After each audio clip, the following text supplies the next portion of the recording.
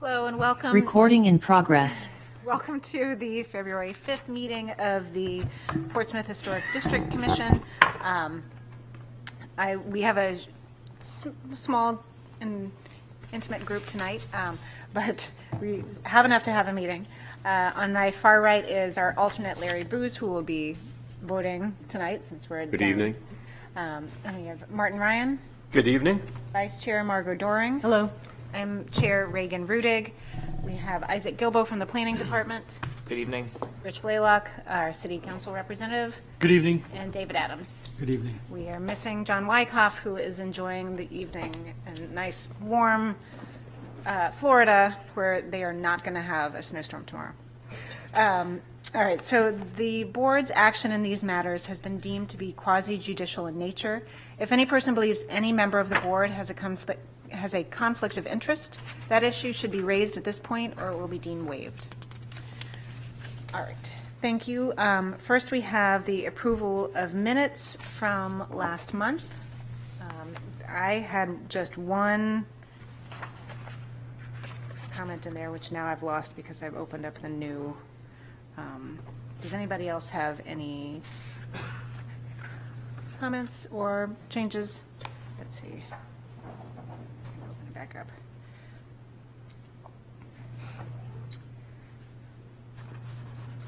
It's just, on page 6 at the bottom, it says Vice Chair Rudig. This is something, it's actually Vice Chair Doring who said that. 6. You can confirm that that was your comment, but I don't remember saying that, so.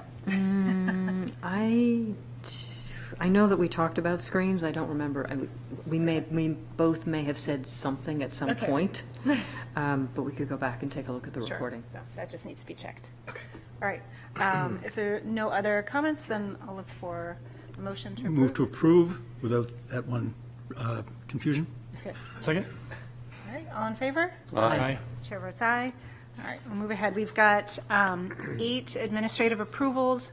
I know we have one recusal from 1 Walton Alley. Does anyone else need to recuse from? Not from Walton Alley, from Pleasant Street. Okay, 15 Pleasant Street. okay. Should we do those first and then we can do the rest? Sure. We can start with item number 3, which is 15 Pleasant Street. Don't go anywhere yet, Mr. Adams. We're going to do 15 Sorry. Pleasant Yep. Street first. The applicant here is the Piscataqua Savings Bank. They would propose to install 1 electrical vehicle charging station on the property. Here is the general and overall schematic of the charger itself and a full color rendering of what the proposed unit will look like. Here's the current and proposed location for the condenser itself, just adjacent to, State Street. So the ideal location would be where this bush currently is located. They would move that bush away and relocate that. They would potentially install a cobblestone retaining wall with bollards in front of the charging station for protection. And then here's a rendering of what that setup would look like in the current location and a box representation of the exact height. And this would be your viewscape from State Street if you were looking into the garden and the parking lot. Does anyone have further questions on that particular installation? Fantastic. We will then move along to item number 5, which is 1 Walton. let's vote on this yes. one first. Excuse me. We will vote on this one and then move along. My apologies. I'll make a motion to approve as presented. I'll second. All right, all in favor? Aye. Okay, thanks. Now we'll switch it out for Okay. 1 Walton Alley.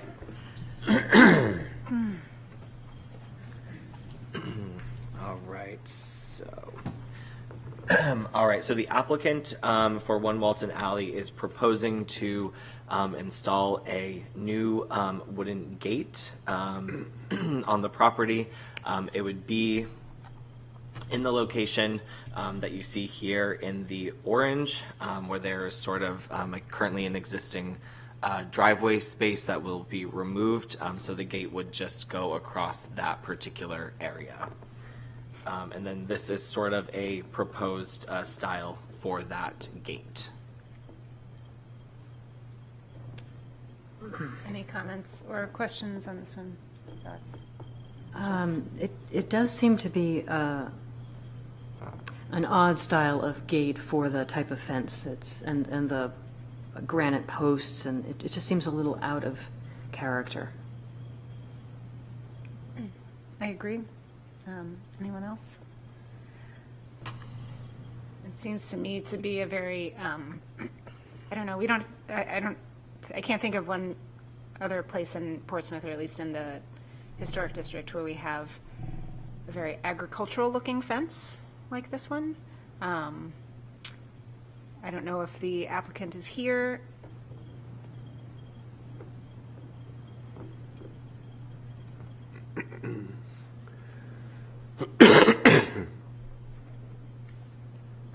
Good evening, Mark Giannini from Portsmouth Architects. Yeah, so it is slightly different from the fence that's along Gate Street.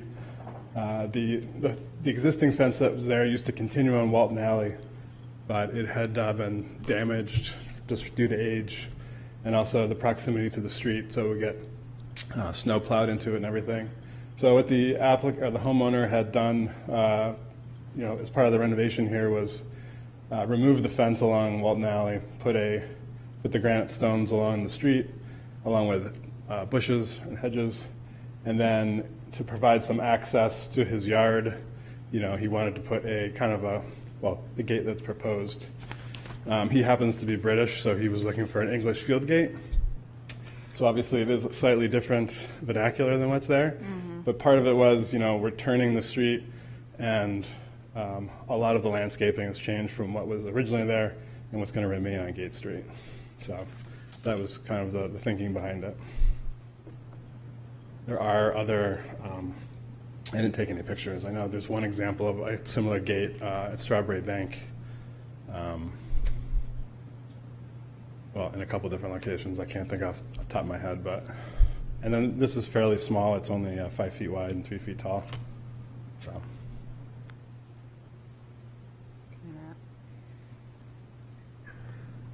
I would appreciate if the applicant could maybe think of a few other options for us.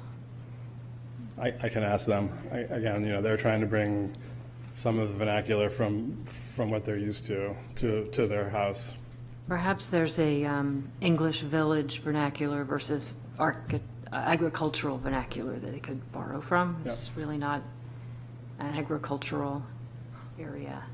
If this had been a farm way back in the past, maybe we could reach back. But maybe there's something a little more village-like.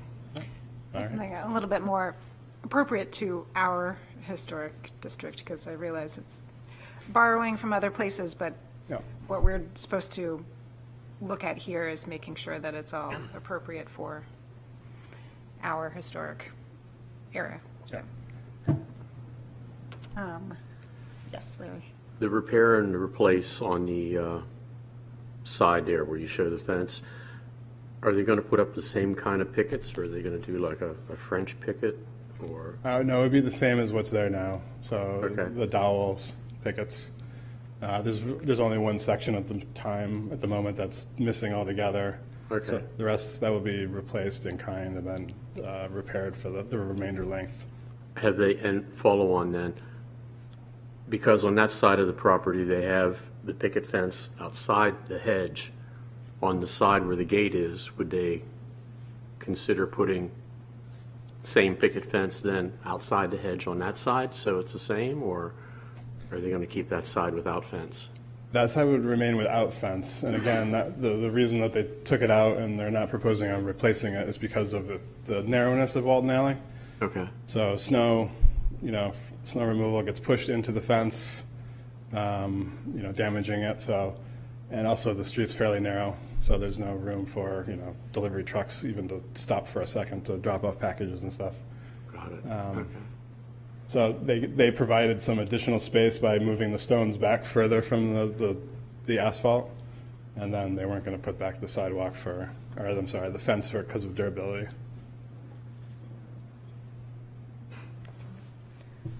All right, so, I can make a motion to postpone until next meeting, this particular request. Is it, I was just going to ask, is there, I guess as far as the process, is there a way just to go through the planning department for, approval of a different option, or coming back next month?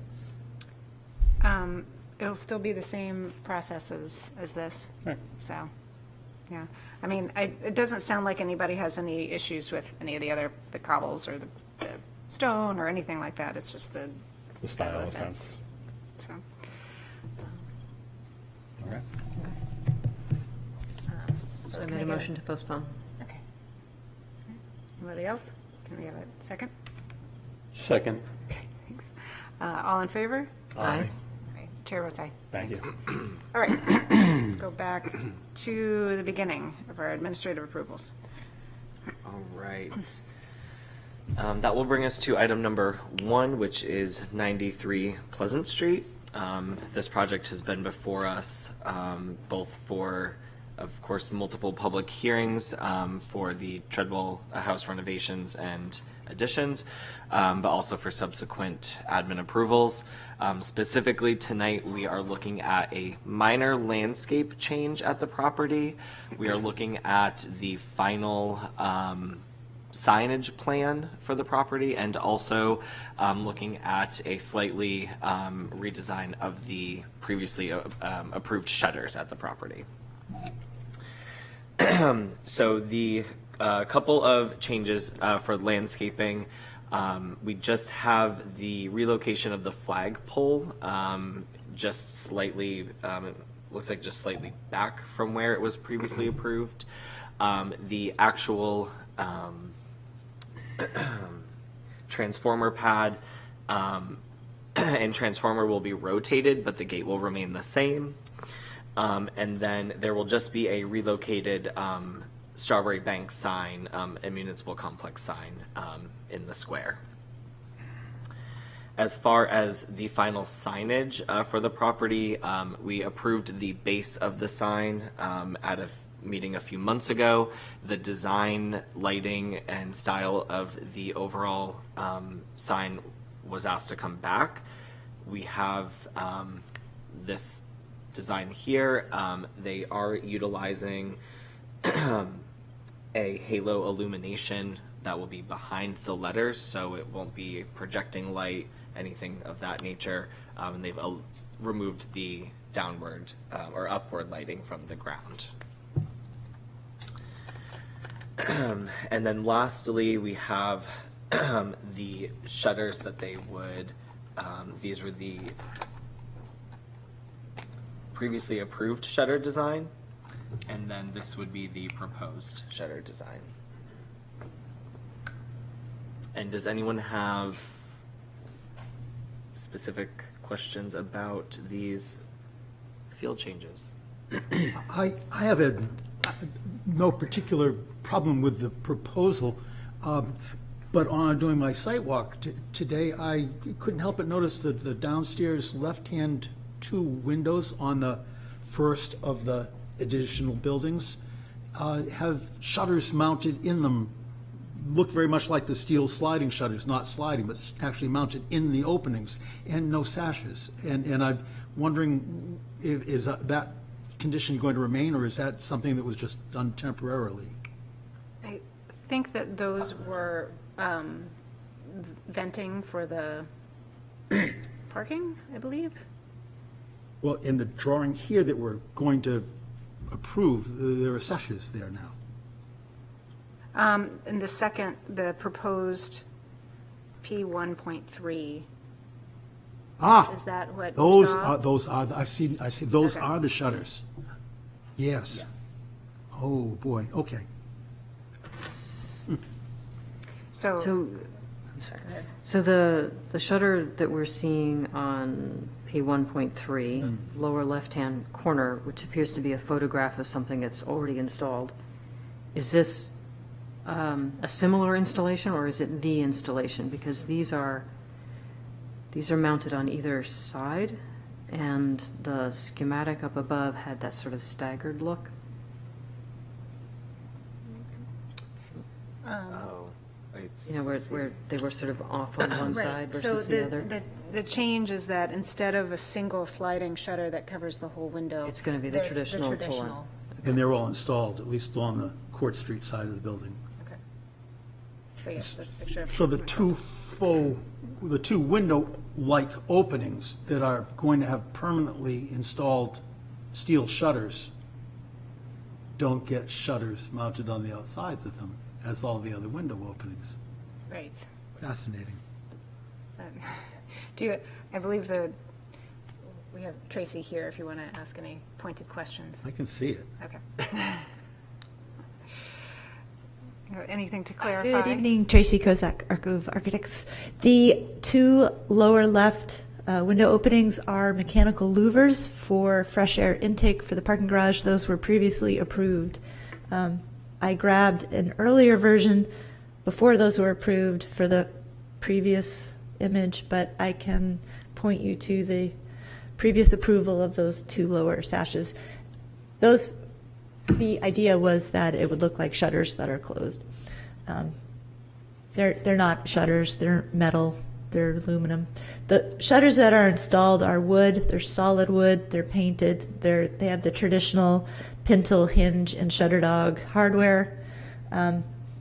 It was a procurement challenge that they would have preferred the big double sliding shutters, but they went with the traditional.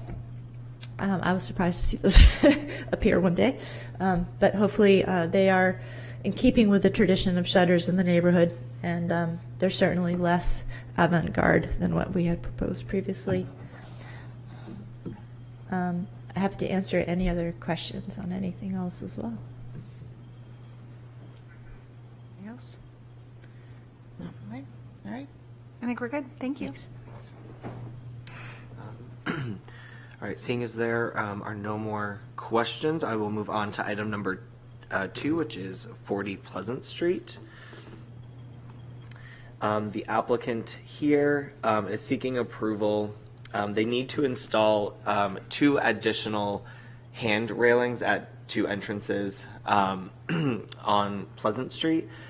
They are circled in red. They are the opposite side of where they just currently have 1 handrail. Their proposal is to, as best as possible, to match and replicate what's existing on, if you're facing the building, the right-hand side onto the left. And again, just in these 2 locations, that is something that is required by code. But like I said, they would like to match as much as possible the exact style and design material as what's there. The second component is that they would also like to install new signage for the new business that is there. It is the Howling Wolf business. They are replacing the Book and Bar sign that was there previously. This sign did have to go to the Board of Adjustment for a variance. That was approved. So that's just why it's coming back to us. There's no lighting on this sign.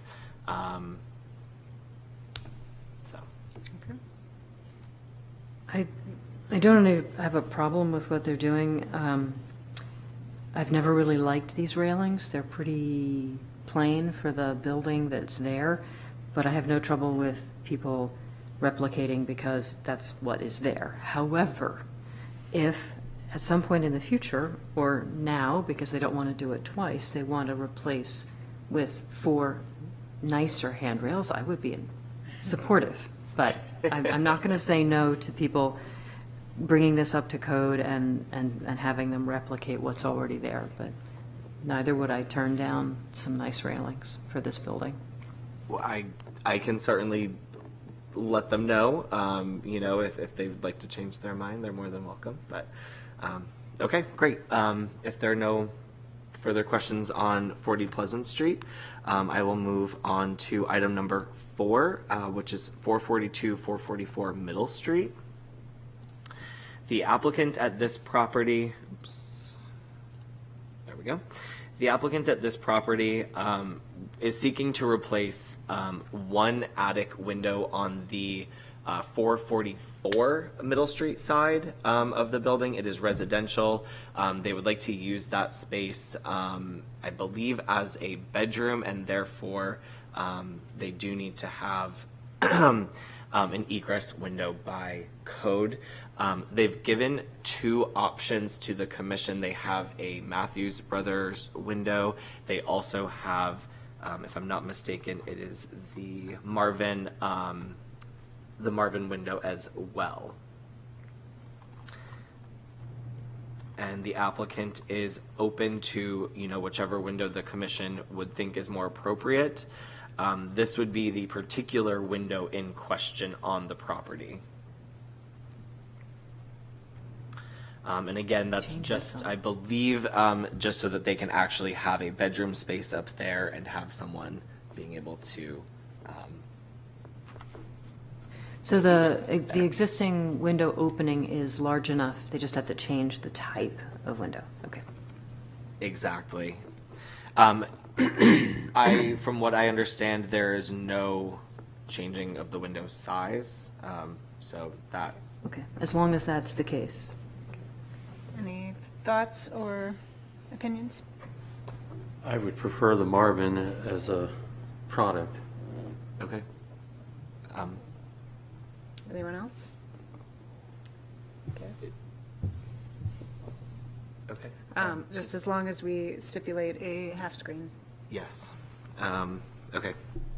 Is everyone on board with the Marvin choice over the Matthews Brothers? Sure. Consensus. Okay, great. Yep. Okay, great. We'll move right along then to item number 6, which is 100 High Street. If you all remember, a few months ago, this project came back to us for administrative approval. They had installed some mechanical units or telecommunication units onto the roof at 100 High Street. They were supposed to be, I believe it was about 15 or so feet back from the roof line. When they were installed much closer to, excuse me, not the roof line, the roof edge. When they were installed, they were much closer, therefore much more visible from the public way. They were able to move those back. However, they were not able to move them back into the original spot that was approved the first time around. That was due to constraints within the building itself. So what they are asking for is approval for what they could do, essentially. I do believe that we may have someone who might be able to speak a little bit more to the exact placement. Let me see if that person's on Zoom. I do not see them on Zoom, so if anyone has any questions, I will try to answer those as best I can. So these have all been moved back? Okay, very good. And they also are being, if they have not already, they are being painted gray to sort of blend in with the rest of the mechanical units that are up on the roof as well, which was stipulated the first time around. Okay, so that will bring us to item number 7, which is 50 Austin Street. The applicant here is seeking approval for the installation of a vent. As you can see, the vent is depicted right here in the corner of the building. They will have to go drill into the brick for that. So keep that in mind. Again, here's just sort of an approximate location of that vent.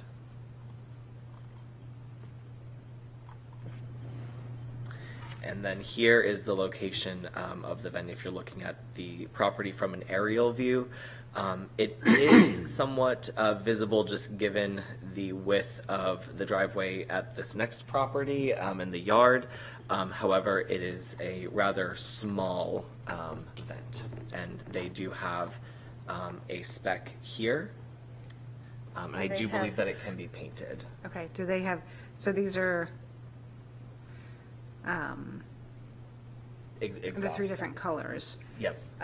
Do they have a preference for anything, or are we just gonna say, pick the brown one and paint it brick color? They did not come at us with a specific preference, so I think we could choose whichever one and stipulate that it be painted to match the brick as closely as possible. Okay. That's fine with me. Brown is probably an easier color to paint. Red. But- Okay. Okay. Does anybody have any concerns or problems with this? Okay. Madam Chairman, can we roll back? I have a issue, just I don't understand something, and before we go any further. We suggested that the applicant on Middle Street was going to use the Marvin example, and they were using this for egress. And the Marvin window that's listed here is a double hung. How does that make an egress window? If someone here was an architect that would know something about those rules, sir? I assume that the window's a casement. And That it's- looks like a double hung. And in its verbiage, it says, double hung. Are you Elevate, double hung. Are we sure that this is for egress, or are they just wanting to put a bedroom up there and need a functioning window? Well, I guess I thought it was for egress, perhaps, because it was going to be a living space up there of some sorts.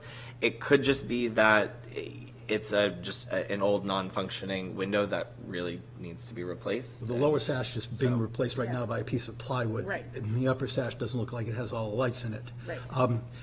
So they're not suggesting therefore to change the size of the window at all. Correct. This just doesn't pass as egress, if that's the issue. Okay. That's why I asked if they were changing the size, because it seemed odd. Okay. I'm fine. I just seemed like we're heading rapidly down a road that, What I can do is, of course, for the letter of decision to the applicant, can always reiterate that it is to be the same size window. If for some reason that needs to change, it will have to come back next month for approval. It seems like everybody's fine with the specification that they gave, so if that's what we're approving, fine. Okay, sure. If that specification changes for any reason, we'll have them come back next month for clarification. Cool. Thank you. Okay, our last administrative approval item for this evening is at 87 Market Street.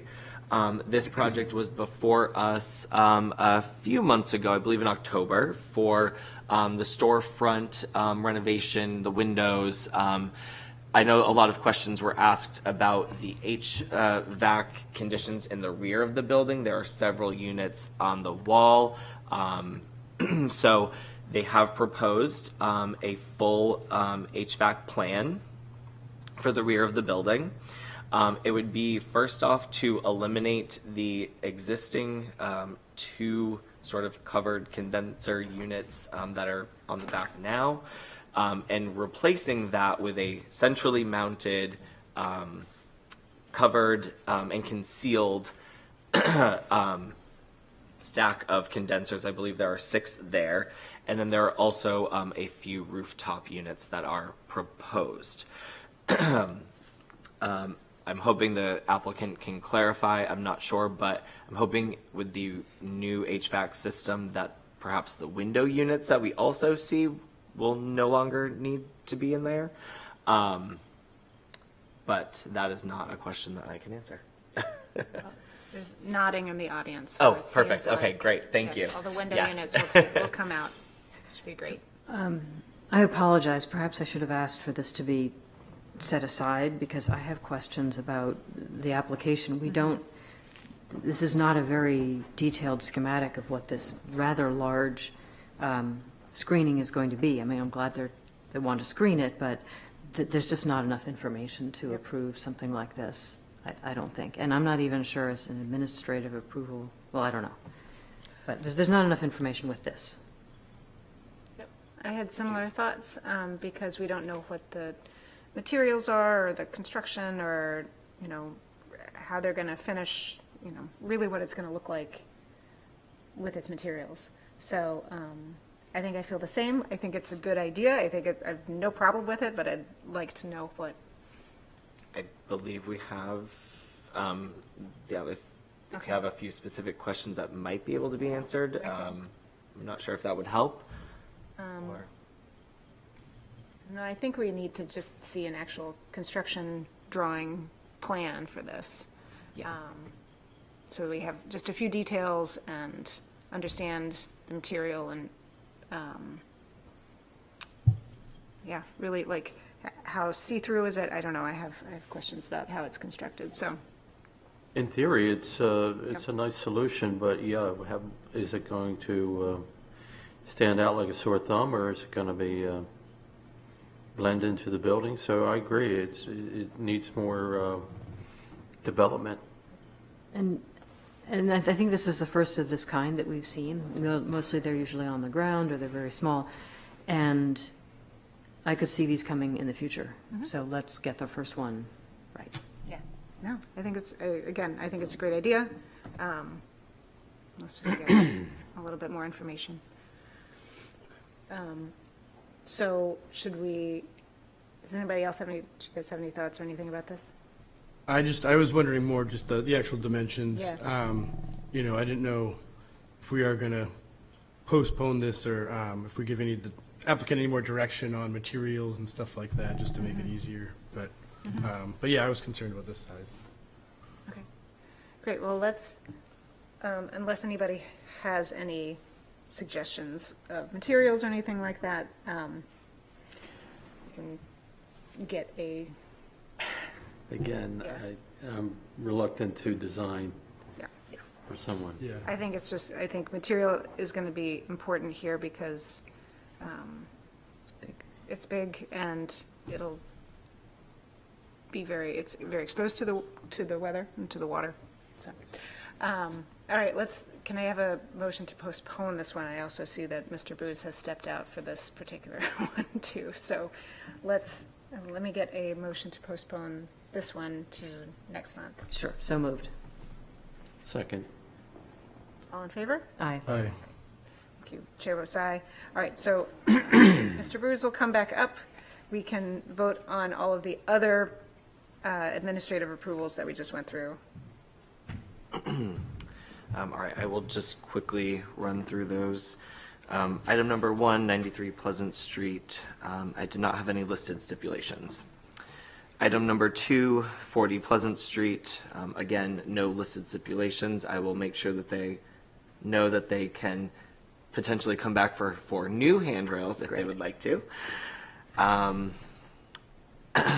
Item number 4, we stipulated that the applicant use the Marvin spec that they gave to us, and that they also use half screens for the window if they are going to go that route. Item number 6, 100 High Street. We did not have any stipulations. Item 7, 50 Austin Street. The one stipulation is that they choose the brown vent and then they paint that to match the brick. Item number 8, we went over item number 8. Okay. Okay. So I'll make a motion that we approve the administrative applications with the stipulations that have been listed. Second? All right, all in favor? Aye. Aye. Chair votes aye. Anyone opposed? Thank you. All right. Okay, so we've gotten through the administrative approvals. We have a certificate of approval extension request. A, petition of Martingale LLC, owner for property located at 99 Bow Street, wherein permission is requested for a one-year extension of the certificate of approval originally granted on April 3rd, 2024, to allow exterior renovations to an existing structure, storefront assembly, repair, and replacement, and brick repairs, as per plans on file in the planning department. That's not correct. No. No. That's not. That is a copy and paste error on my bad. Okay. What we can do, because we are obviously not anywhere near the April meeting, I will make sure that is correct next month. Thank you. With it being the one-year extension, they are not noticed items. Okay. Yep. Thank you. So Yes, I will this make that is- correction. Sorry about that, Marie. We'll circle back around next month, and I'm sure that'll be no issues there for you guys. Yes, there's time for this. This So- is still their first one-year extension request, so Yep. So. we'll deal with that next month. Thanks. Since it's not noticed, does that mean you can't even discuss or vote on it today anyway? It's not a notice item? Right, I think that we will, it's not noticed, but it's not correct in the Public agenda. public In the agenda. public agenda, yeah. So we will just wait until next month and talk about it. Okay, thanks. Did, Is there, Marie, did, do you, is there any more to, do you guys,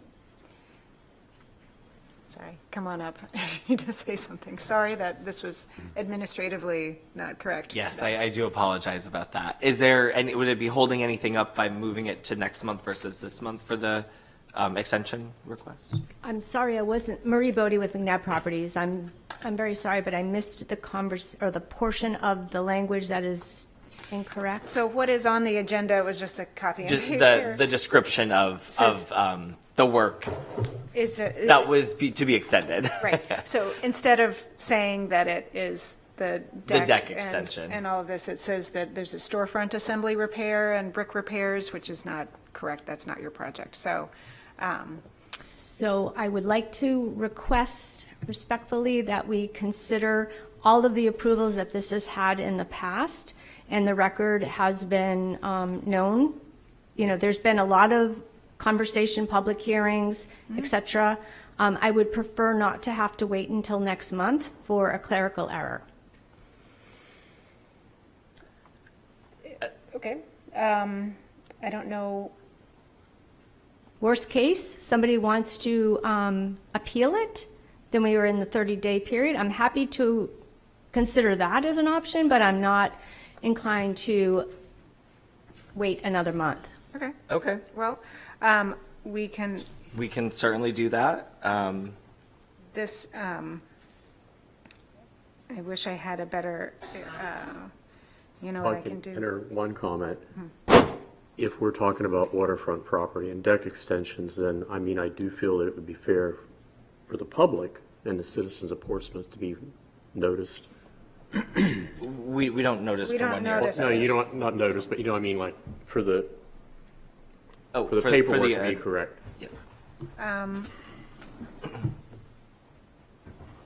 So the issue is that anybody who looked at the website and was reading the agenda would not realize that it's the deck that's up for the one-year extension.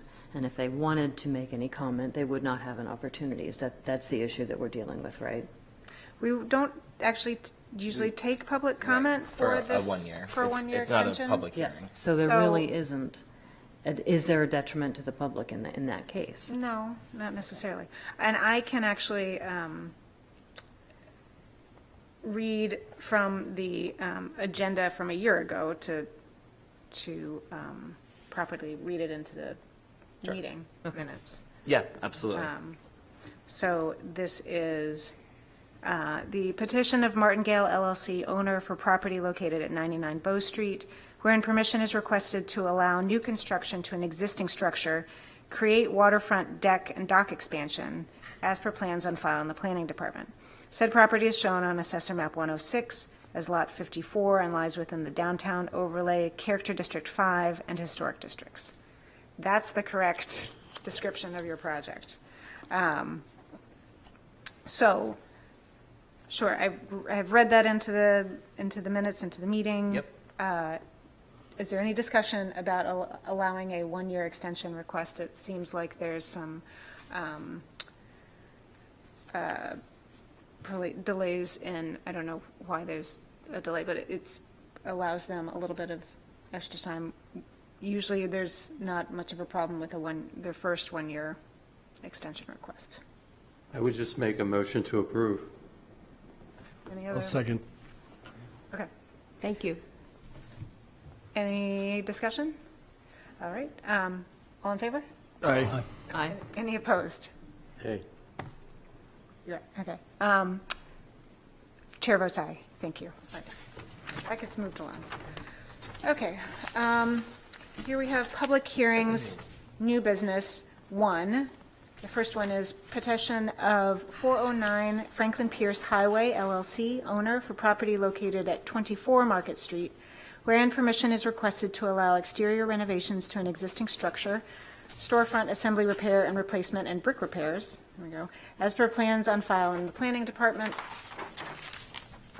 Said property is shown on Assessor Map 117 as Lot 24 and lies within Character District 5, Downtown Overlay, and Historic Districts. Okay, so, welcome. Please introduce yourself and take it away. Good evening, Carla Goodnight from CJ Architects. I'm here with David Calkins, the contractor, so he's available to answer any other additional questions you may have. 24 Market Street, the primary goal here is to replace the storefront, the wooden storefront, and we've included, quite a few photos here that, sort of show how it's been pieced together over the years, and there's a lot of rot beneath that paint.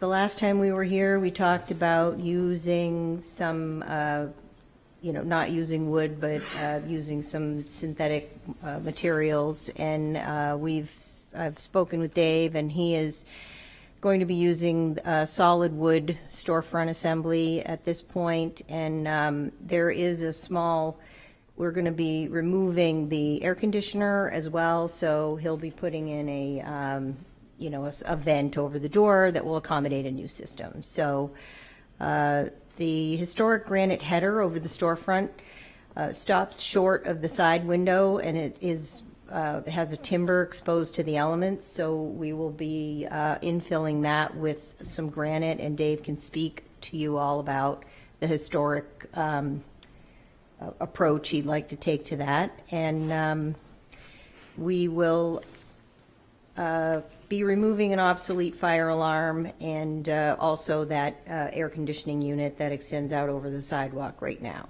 The storefront windows will remain, as well as the doors on the property.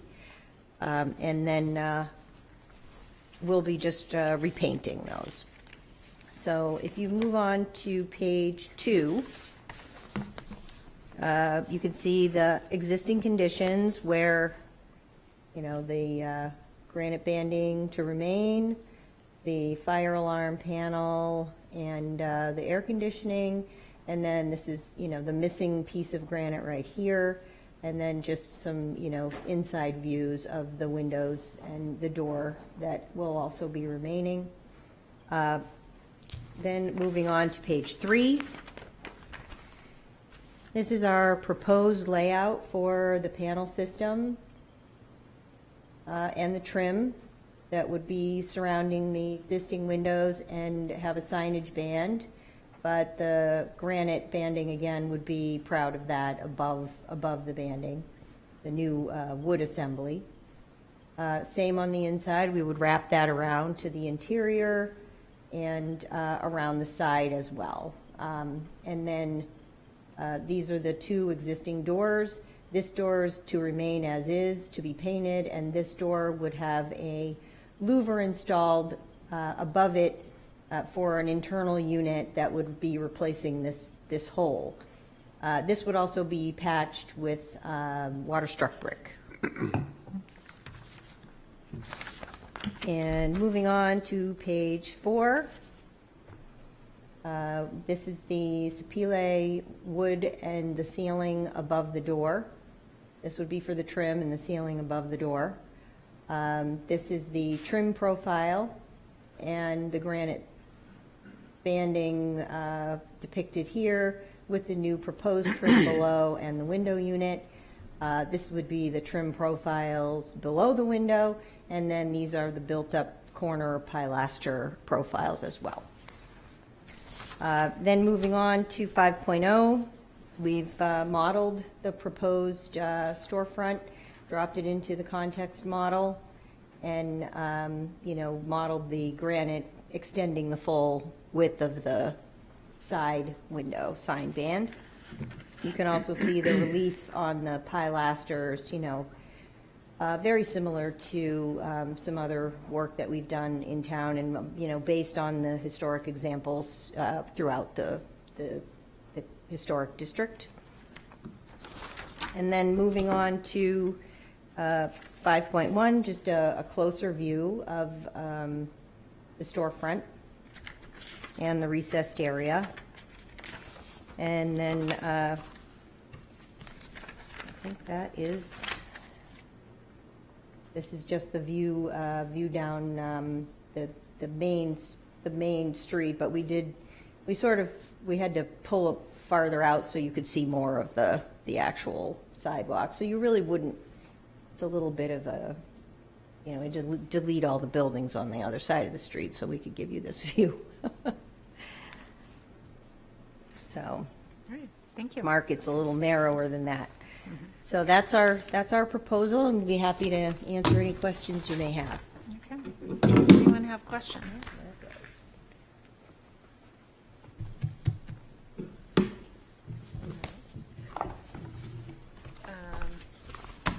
Okay. I just wanted to say thank you very much for going with the natural materials. I think with some diligent maintenance of the paint, it'll probably last very, very well. That's the hope. Yes. And I'm going to agree with that, and then also add about the marble and the granite. And the fact that you extended that, I think you've done an amazing job, so I think it'll look beautiful. Oh, So thank you. Thank you. Did you mention that there was any specific approach to doing the granite that we wanted to talk about, or? Dave can speak to that. He's done a little research on how he plans to source and install. Oh, okay, sure. Good evening, Dave Calkins, 175 Woodlawn Circle, Portsmouth, here on behalf of 409 Franklin Pierce Highway. So we're working with some masons on another project that have the ability to source reclaimed salvage granite slabs. The challenge is, and I'm sure you all know, we're not going to be able to replicate 200 years of patina on that granite.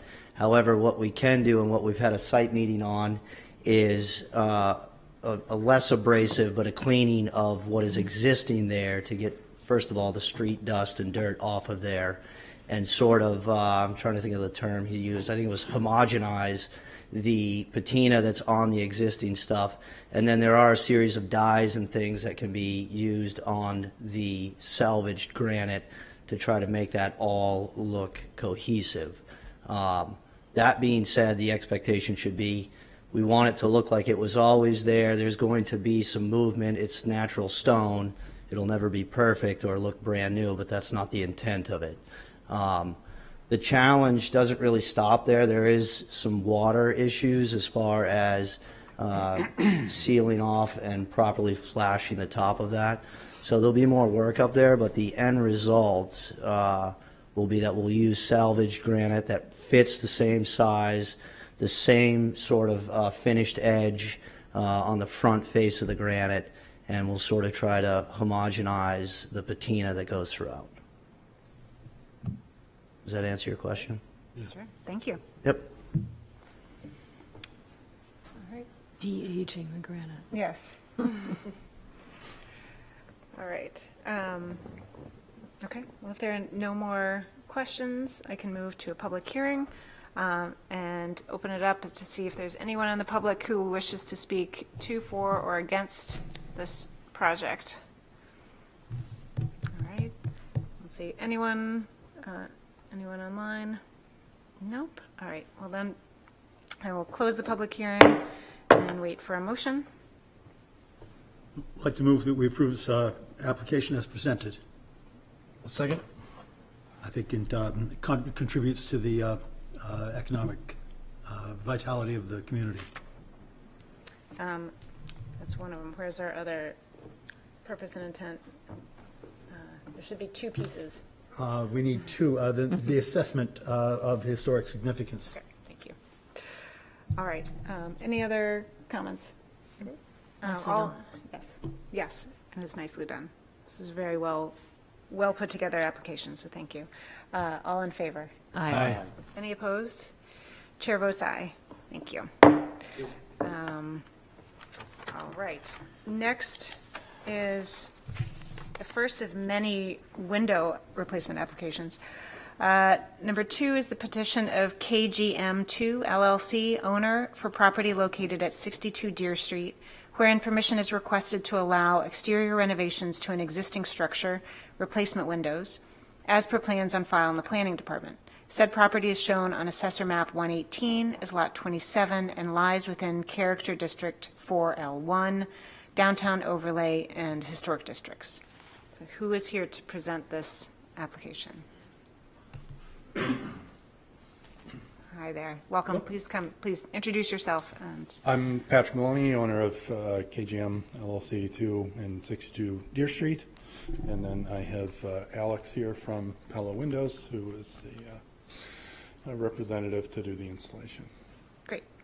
Can you present and tell us a little bit about why the current condition of the windows, and why you're looking for replacement windows? The windows are, as we estimate, somewhere in the order of 50 years old. It's tough to tell. They're drafty the last few winters, and they're starting to show their age.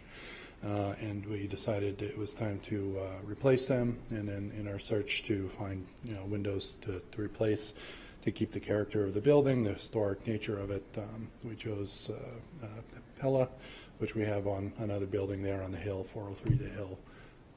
Similar window, just a few years younger. Okay. Any questions? Comments? Did everyone get to see the windows?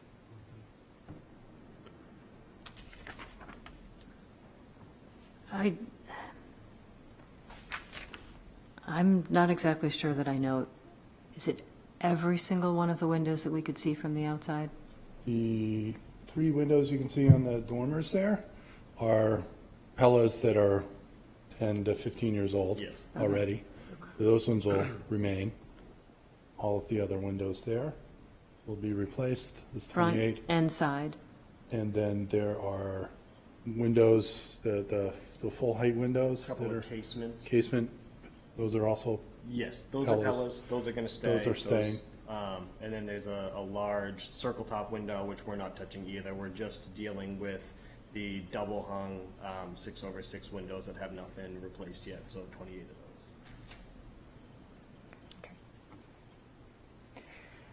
Usually for a window replacement proposal of this size, we ask for a little bit more of a schedule that shows each elevation and kind of keys, which size is going in, just so that we have a record and better understanding of which window is going where, rather than just a full, sure, replace all of the windows. So I don't know if this is enough information for everyone, or if we need to have. I am also not the window expert on this board, and I defer to other people who know, when they look at them, better their condition and age, and so forth? So I just worked with a couple at 411 The Hill 2 months ago. We've submitted the same exact thing, and they were approved for identical windows. That's not the question. We always look at the project and the condition of the current windows that are in this building, not another building. Okay. So as I said, if somebody else had looked at these windows and has more information on their condition, Well, I don't. I did look at the windows, or at least the ones on the facade, and I saw some big footprints in the snow, so I know someone else had been there looking at the windows. I don't know. Size 12, you're thinking? So what I saw were that they are wood sash, single glaze windows with nice narrow muntins, but they are in those aluminum slides on the jambs. So they are not the original window construction configuration, but they are wood windows. I don't know if that's what you. Mid-60s, sash maker in Dover, looks like French. The sashes are faithful replicas of what no doubt was in the building when it was built in 1770, I don't know, 2. They have interior, modestly narrow for the age, mullion with an oval O pattern on it, not the OGs or anything that we've seen since then. They are faithful replicas of what was there, and they look like they've just not been painted recently. I wasn't struck. We've looked at a similar building that had similar conditions, including an arch-top window that they weren't going to do anything about. In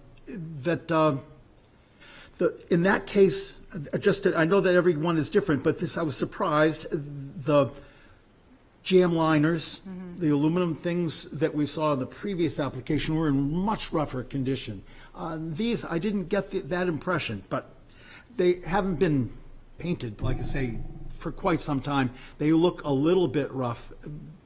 The part that there is clearly very little historic material there itself to say that we're losing some fabric, but we certainly have to look at those and think that they were faithful replicas of what was once there. I wouldn't, none of my clients would have ever replaced these. And my concern too is that that you do have these very, very narrow muntins that these replacement windows just can't quite replicate, because it's a thicker glass. The whole assembly is bigger. So So we replicated a 5/8 putty glazed grill. That's what we did on these ones, which the ones that they have narrow 5/8. So it's an OG interior, but a putty glazed exterior. Okay. It's the same exact width. I mean, typically you're going to do 7/8 is the common thing nowadays. Right. With Pella, obviously focusing on historically accurate windows, and that's really what we specialize in for the most part, especially in our higher end. 5/8 grill with the putty glaze exterior, so there is no OG on the exterior.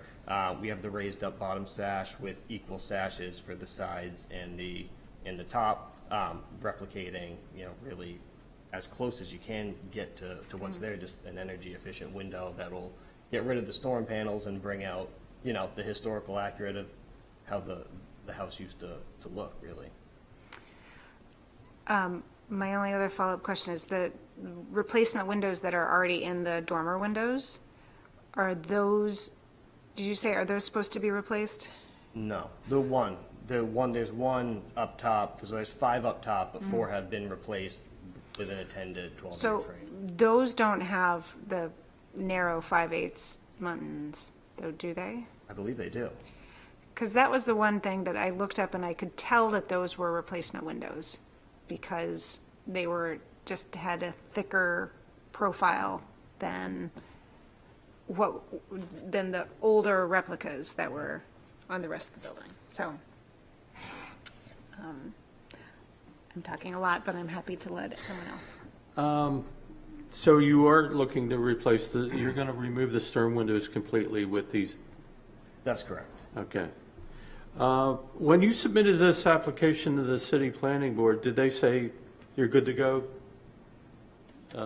This is a complete application, and that the HTC can look at this and make a judgment? I received no comments either way. No comment to it? And see, I'm seeing this as an incomplete application, and I don't know it's the fault of these gentlemen. You know, we get this all the time. It's like you've given us a catalog list of windows, and they're probably perfectly fine as far as I'm concerned, but we have no context to judge them by. And I don't know that's because you didn't do your homework or the planning department didn't do their homework. So I'm going to support your application. The fact that you're removing the store windows is a big plus for the historic character of the house. So yeah, I can support this. Anyone else? Yes. I can support it also, but regarding your completeness of the application originally says Anderson 400, not Pella. I think that's an error on the planning department. Oh, okay, That's- okay. That's the staff report you're But referring to? okay, got you. And then my one question though, with this window, because I had some personal experience with it, the thickness, I don't know how to describe this technically, but in my application, I could not use Pella because the thickness of the replacement window was such that it wouldn't match up with the interior window frame. It would have required adding more wood on the interior. So instead of like a 3/4 or 7/8 frame, you would have had to have like a window frame 1.5 inches thick, which would have looked silly. So does this window sit properly in the opening that it doesn't overhang exteriorly or interiorly, which we don't have any purview in the interior, but does it match up with the hole, I guess is what my question is. Yes, yeah, the sill is not gonna protrude out or anything like that with the specific, so there's two different lines. We have the reserved traditional line that we would use for new construction, and then we have the replacement line that's a specific block frame window that is meant to perfectly insert into the existing window and not protrude out. The new construction windows, those do, the sill does pop out beyond the trim typically, but not in the replacement window. Okay, thanks. I could not come up with the word protrude, so thank you on that also. So this sash replacement is in a frame? Yes. You're going to push a new frame into the existing openings? Once we removing all the old jams and the interior stops and everything like that, and then we will put a new block. It's a very thin frame into the, How much glass do we lose? about a 1/4 inch each side, about a 1/4 inch around. About a 1/4 of an inch? Yeah. That's a pretty thin frame. Yeah, Okay. because it's going back to because you have to account for the jam, like those aluminum jams you were mentioning are pretty thick. Those are gone, and then our new window's gonna go in there, so you have to account for that, so it's gonna, And the sill also? yeah, the sill's very, very thin. That's the one thing with the replacement windows, is the sill is extra thin, so you're not obviously losing a massive amount of glass. I understand where you're going. I'm old. The early days of the replacement box units, they were inch thick or more. Thank you. Okay. Any other questions or comments? All right. I'll open it up to the public, in case there's anybody from the public who wants to speak to, for, or against this application. All right, seeing no one rise, I'm going to close the public hearing and wait for a motion. Before there's a motion, are we going to ask for more specifics, a key schedule of this, or are we just going to accept that every single window is? I was going to say we could have it submitted with the building permit. That way we can add it to the file. It's a reference document that Vincent will be able to use. Yeah, because that's an important piece for Vincent to check on. Yeah, because it doesn't, each one of these is not, they're different sizes and different shapes and so on, but it doesn't key to the house itself. And that would normally be required.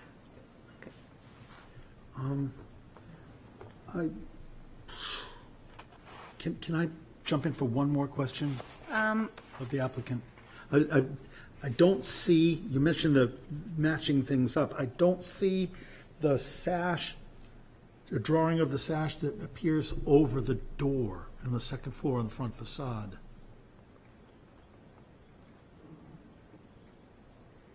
Like, is it a transom over the door, or? Is the. On the second floor over the front facade, I believe that there's short. Oh, that. a 6/3 sash there. Directly above the door? Yeah. That's correct.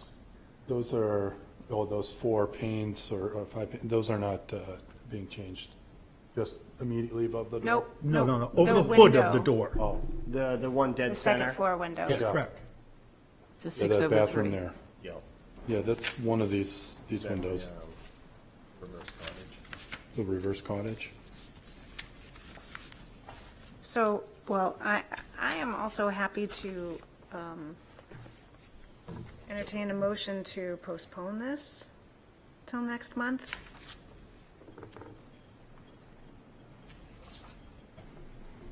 No Is it motion has been made. over that one window, or?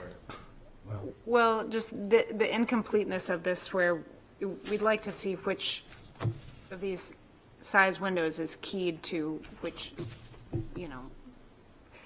window on each elevation. Because this is exactly how I submitted it for the previous property of the same windows. Well, then the applicants had also supplemented what you had provided with photos of each elevation and marked on that photo where each window was going, the size of each one. So,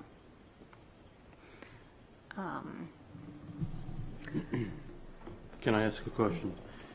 Given Sure, that it's otherwise- February, Yeah. would a month delay cause you any great heartburn? Yeah, well, Pella's having a price increase that we can't control. I'm sorry, Pella's having a price increase that we can't really control. then say no more. And it's about substantial. all right, then can we ask, Could, can, can we do a motion yes, with we a need, stipulation? we need, yes, I'll make a motion to approve with the stipulation that a window schedule is turned into the planning department. yes, and that whatever, that one window that we're just talking about, that is a 6/3, be replaced with a 6/3, which is not shown in We can this. change that very easily Okay, and submit it. I'll second that motion. thank you. And I'll say it preserves the integrity of the district and is consistent with special,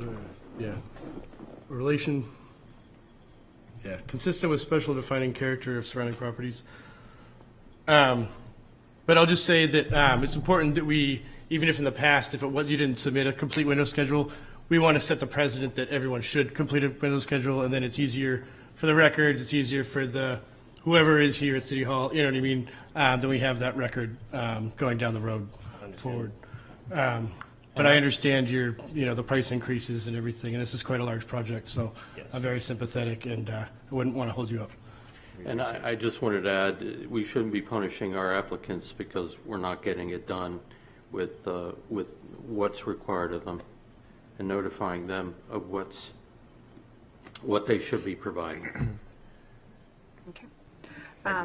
I also wanted to make sure that it's understood, half screens are understood here. Yes, I just yep, wanna so make sure those that's- are noted on Okay, great. I was looking, but there's a lot of tiny words. Yes. Okay, any other discussion? I was just going to, in light of what Martin said too, I noticed that you do have them labeled like Office 1, Office 2, Office 3, 4, 5. Had it come perhaps where, I'm going back to try to find the original picture of the house, okay, this window is Office 1, this window is Office 2, then that satisfies. Okay. Okay, so kind of taking the exterior face. Because, yeah, label right, them because you where do we're- have them labeled. Yeah. And I went through the same thing again on my part. But you do have them labeled, but where they go specifically on the house, that could just be, with a pencil, just, this is 2, this is 3, this Fair is enough. 4, and you're done. Yep. My problem is I'm always on the interior rather than the exterior. No, I got you. I'm just trying to help. Yeah, no, I appreciate it, and I apologize. All right. Okay, thank you. Then let's call for a vote. All those in favor? Aye. Aye. Any opposed? Chair votes aye. Thank you, guys. Thank you. Thank you. Okay. Number 3 is the petition of Jane M. Mann Associates LLC, owner, for property located at 113 Market Street, wherein permission is requested to allow exterior renovations to an existing structure, replace windows to match installed at 87 Market Street, as per plans on file in the Planning Department. Said property is shown on Assessor Map 106, is Lot 38, and lies within the Character District 5 Downtown Overlay and Historic Districts. All right, so there's a whole row of Market Street that's being done. So I don't know who this window salesman is for this project, but you've done very well, apparently. So I think for procedural sake, we still have to go through these one by one. So, but whoever is here to present this can start with this one, and then each subsequent property can be a quick review. So, welcome back. Just introduce yourself and we'll. Yeah, I'm Jeff Jones from Main Coast Builders. Stan from TMS Architecture, he's actually the one that drew them in here and everything. You might. Sorry, you'll have to like stand would you closer like to the talk microphone. about- Dan, I mean, as far as which windows, I don't have the copies to go by.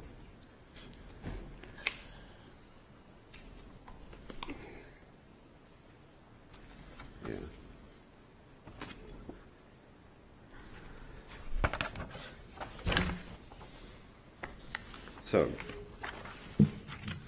So where do I start? What is the, Well, this one is for 113 Market Street. yeah, 13, that's,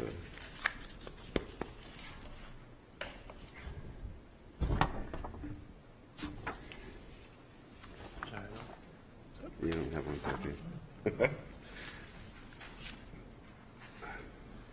You have 113, you didn't bring this, you don't have 113? Okay, anyway, so, yeah. So the windows, they're basically the same windows that we replaced in 87 on the Dolphin Striker, the same manufacturer, same window, Mutton design. I think they're all pretty much the same. I'm trying to go with an 8/8, I believe they were, whatever the size the window was, trying to be correct to that. But we are not proposing to do the storefronts at this time. It's just the windows of the apartments. So they're pretty much the same windows we've done previously.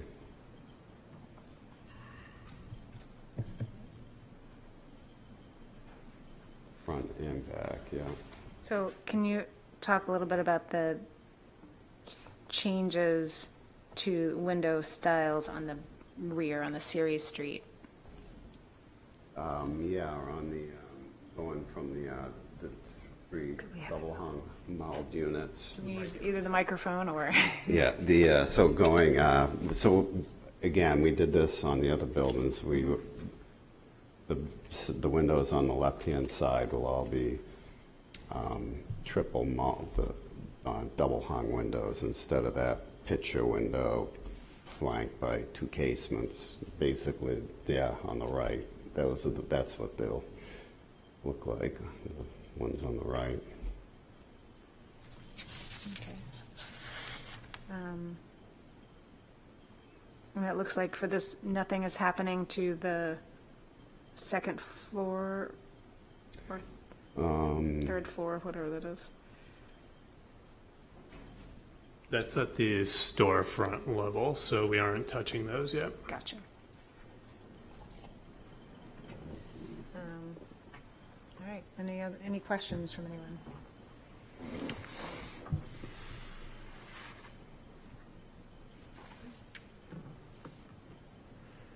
So you are matching all the mullions, the patterns? Yeah. Very good. Yep. The plan is so that when we get done with that whole line of buildings, they all look the same. There's a couple that they don't own, actually, that are in between one of the sets, but everything we do will look exactly the same. Okay. Great. All right, well, if there are no, and just, this will be half screen, so everything is just the same as was. Yep, same Approval exact for it. Okay. application as it. All right. I have one, you're obviously very familiar with these things, and we have to look at an awful lot all at once. I did not do a count of lights in the upper windows on the building, and I say that because it seems like the upper window frames on the buildings are less than 45 inches tall. They seem like they're in the, I don't know, 35 or 36 inches tall. And my question to you is, you've been in those units and looking out on those third floor windows? Yes. Are they 4 lights tall? Boy. I'm going to guess you understand where I'm going with this. Egress, you mean, is that what you're getting at? And Mo, my issue is looking at your schematics that have been provided by your window company. It seems like some of the lights of glass are wider than they are tall on those smaller windows. And it is a thing that I've seen people make mistakes, particularly not people that whittle window out of wooden pieces of wood, but people that manufacture windows can manufacture and put the divisions in any way they want. The point is that in the historic structures, the windows are frequently, as we saw in the front of the last application, they're irregularly divided, or kind of referred to as an oriel window or a cottage-style window. And a lot of our third-story windows are like that throughout our historic properties. These, I don't know where they are. Certainly, I'm not going to say that they can't be changed, but seeing the lights of glass being rectangular, like someone's trying to squeeze an extra run of lights in, it seems odd to me. And I don't see that in much of the work that I've ever done in 50 some odd years. And I'm wondering if that's the condition that's there now. Boy. Yeah, I think what ends up happening on that upper level is they're going to be more square. I think the ones below end up being more rectangular in the vertical dimension. I know what you're getting at when you start to do that. It gets a little more squat. So we want to avoid that.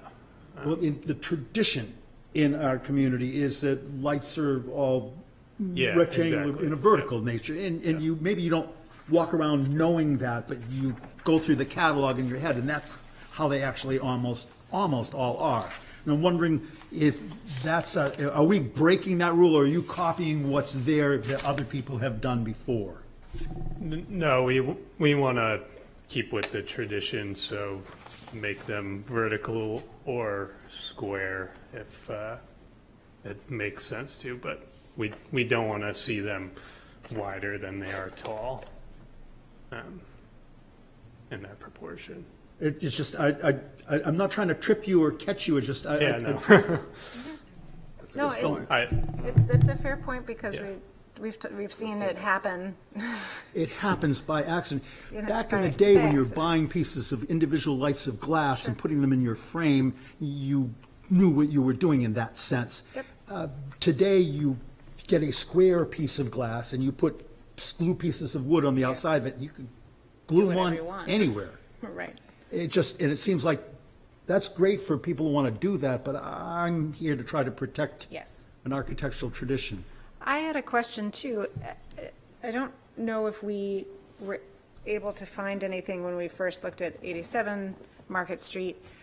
Did you look at do we have any historic photographs that show what the windows might have looked like before all these mini multi-plane things, at least on Market Street? We've got a lot of nodding heads in the audience. Do you know, do you guys know, have you looked at any historic photographs? There were a couple, few, yes, there were. And there were. Yes. So 2/2. So Yeah. you've got, Over two. okay.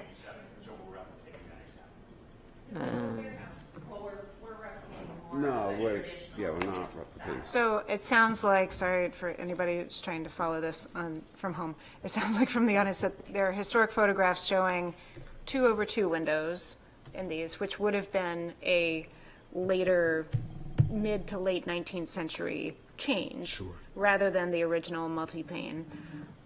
So, Unless it was a warehouse, right, which would still have had smaller lights. right. No, I mean, even early on, they just didn't have pieces of glass that big. So really, then, I think we have a lot of leeway to do either a big 2/2 window with lots of light, I mean, lots of big glass, or these lots of little panes.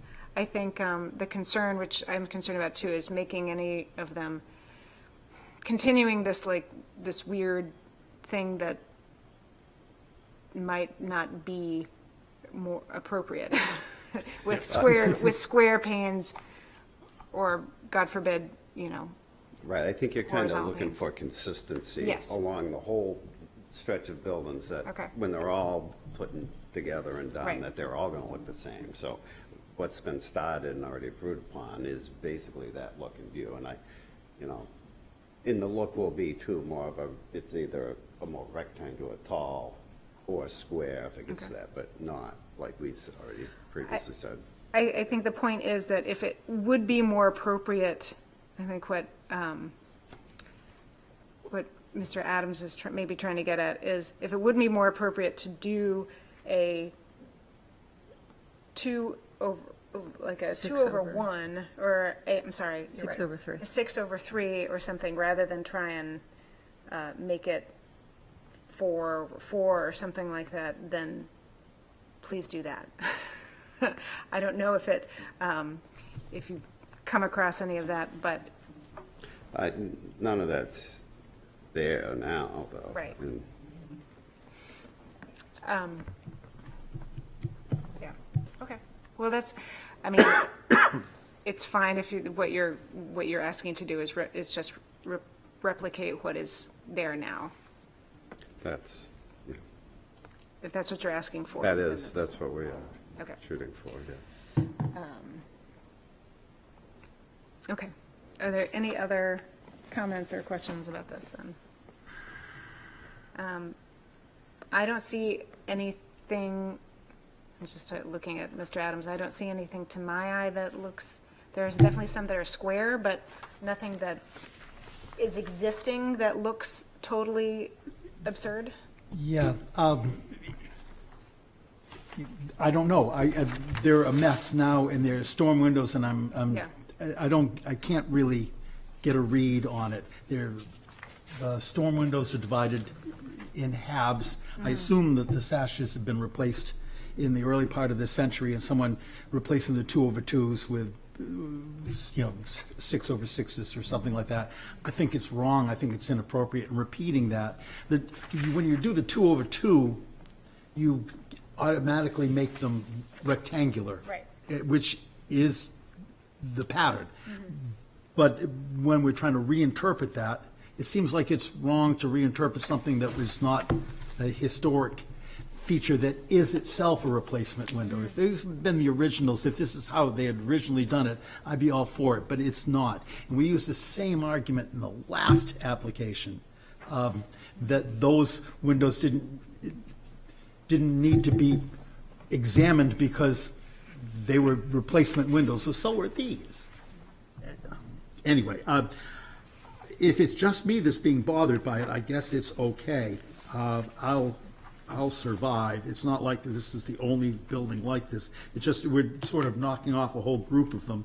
And we'll look at his drawing of sheet 8, I believe, in this application from 115 Market.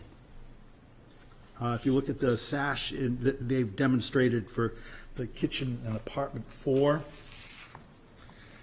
Sorry. and you see what they've done. And I just don't know why this commission would think that that's appropriate. I don't know if you guys can speak to I that one. don't know what you're talking, I'm It's- sorry, which one? so I it's- think in that specific Yeah. application, looking at what the shop drawings have there, I think we would be amenable to switch to 2/2, so split vertically, so we don't see that Yeah, those are, squat look. If that's the best solution, then I would think that would Yeah. be better for us. yeah. Okay. So, and I think what David's point is that just looking at these frame openings, they range in height, I'm assuming height is the second measurement, from around 60 or over 60 inches to as short as 45. And to put 6/6, well, not that one's, everything from 57 to 45. So to try and get 6/6 in each one of those, you have to make the lights smaller. And the question is, when does it get so small that what you need to do is do 6/3? And I think they've done if that. all of if the size, the proportions are replicated all across these buildings, we should decide now which ones are 6/6 and which are 6/3. If that's the appropriate way to deal with the smaller opening. And that would require a new set of specifications, if that's the way it's going to be done. And because this is so many buildings, I think we should really try to get this really right and not just say, well, yeah, we think we're going to do this, we think we're going to do that, and do it all verbally.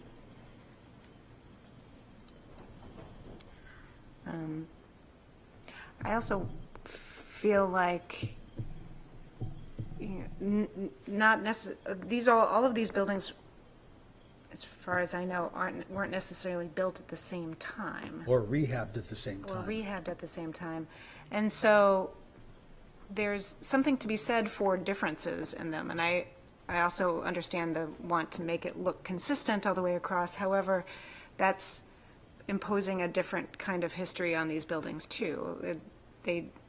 If they were meant to be all the same thing, built at the same time, that's one thing. But I apologize, I don't know my specific history on the construction of this row on Market Street, but there's something to be said for having some differences and individuality for each building. So I don't know where we want to go from here. I think that the concept of having the same window is fine. And that means that from a buying point of view, they've got purchasing power and so on. It's just how are the lights and the grills going to be arranged? And I think that's really all the specificity that we need to have improved here, so that these applicants are telling us this is the size of the window and it's appropriate to have 6/3 in this size window because it's only 40 inches tall instead of an opening of 57 tall. And just key them up, and then we know from the measurements that you've taken across these buildings which are the tall ones and which are the short ones, and what's the appropriate proportion for the building. But I think we're all in agreement that these could do with replacing. Yes. This is a good product. It's just a matter of getting the lights proportioned properly for these openings. If I could add that, I agree, we should, less is more when it comes to the dividing. This is an important facade in our town. It's It's very large, it's very unique, it's historic, but it's not pure. It's gone through a lot of changes. Those gang windows were probably little punch openings at one point in time, and people said, let's get as maximum amount of view of the water as we can. Let's have these huge openings. So they cut out the little windows and put in these large windows. So I think part of it is we're overthinking this. So I would just simply say less mullions in some of the smaller windows, because it just seems like it's trying to do something that's never been. And that would be my approach. I think the only way we can go wrong with this is if we over mullion. And, Yes. and I'll leave it at that. Madam Chair, I would like to make the comment that in as much as we've seen some of the new window installation on the first building in the row, 87, and the techniques and materials seem very tidy, it seems very workmanlike. I'd be happy to have those windows in my building downtown. I would like to go so far as to say that I would like to move to approve this application with one caveat, that I'd like the smaller windows rethought and redefined and brought back to the commission for administrative approval before they actually bang those things in. But I don't want to stand in the way of the project moving forward. I think that they've taken a big bite, and most people don't do this. One of the challenges that we see in many buildings in our town is the piecemeal nature of things. This certainly deals with that, but I think the more sensitivity to some of the odd openings would go a long way, and we will be meeting next month to review that last little bit. I don't know how that fits into a proposal, but I mean, I think that sounds fine. I think we all feel the same way. This is a good product. You guys are doing a huge amount of work, really putting a lot of effort into improving this whole row, front and back, which is a mammoth amount of work. So, And it's not easy, to be honest with you. There's no no, downstairs. I can't imagine that it is. Let me ask, I think that's a great suggestion. Let me ask for any public comment, and we'll come back to a motion. So is there anyone in the public wishing to speak to, for, or against this? We'll get to we'll go down the road, don't worry. Second time, anyone wanting to speak? No one online? Okay, great. So I close the public hearing for this one and wait for a motion. So, I'll make a motion to approve as presented, with the stipulation that the come back for administrative approval on the mullions of the small smaller windows. and more A series irregular street size. openings. Side. Okay, I'll second that. all right, I get, And yeah, let me get to my findings of fact, sorry. for integrity of the district. Yeah, per integrity of the district and compatibility of design with surrounding properties. thank you. All right, all in favor? Aye. Any opposed? Chair votes aye. Okay, so you have that one. All right, next one is number 4, petition of Jane M. Mann Associates LLC, owner and Morton Market Realty, CO, for property located at 117 Market Street, wherein permission is requested to allow exterior renovations to an existing structure, replacement windows to match those installed at 87 Market Street, as per plans on file in the Planning Department. Said property is shown on Assessor Map 106 as Lot 37 and lies within Character District 5, Downtown Overlay, and Historic Districts. Okay, so let's look at this building. Thankfully, they are directly next to each other, so these are actually the exact same plans that we have right here.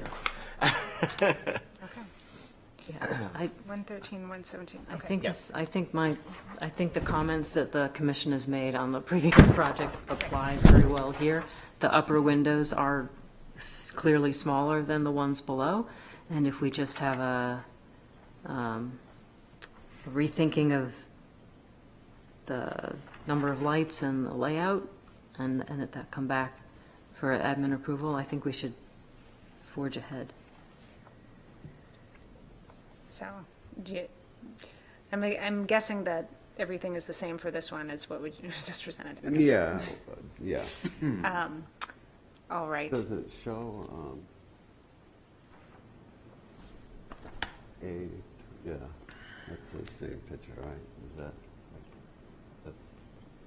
what you have proposed in A021? Because it shows the windows that are proposed.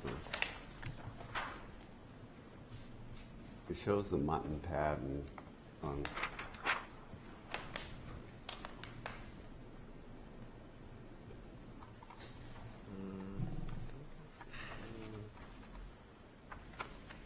Yeah, that's. Yeah, so, again, that's the proposed mutton pattern matching existing. Right. So pretty much same. It's the same, So the- same setup, Yeah. same thing. Yeah. So the windows that are numbered 1 and 3 and 9 and 6 are much taller, are taller than the ones marked 12 and 15. And so the only question is, would there be a change in the grille pattern for 12 and 15 to a 6/3 because of the height? And that, we've just come back and tell us what that's going to do. Understood, yep. Okay.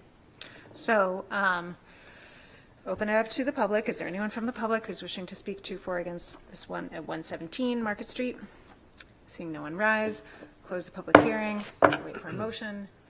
We could get, I'll move to approve as presented of the stipulation that they come back for the mutton patterns for the smaller windows. Second. right? Purpose and intent again? Yes, sorry. Getting my words. Preserve the integrity of the district and compatibility of design with surrounding properties. Thank you. All in favor? Aye. Any opposed? Chair votes aye. All right, we have, that one is done. All right, number 5 is a petition of R.A. Morton Holdings LLC for property located at 93 Market Street, wherein permission is requested to allow exterior renovations to an existing structure, replacement windows to match those installed on 87 Market Street as per plans on file with the Planning Department. Said property is shown on Assessor Map 106 as Lot 42 and lies within the Character District 5, Downtown Overlay, and Historic Districts. All right. Let's look at this one. So 93.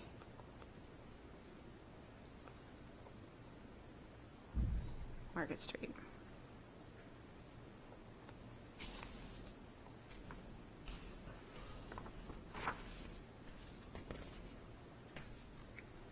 All right.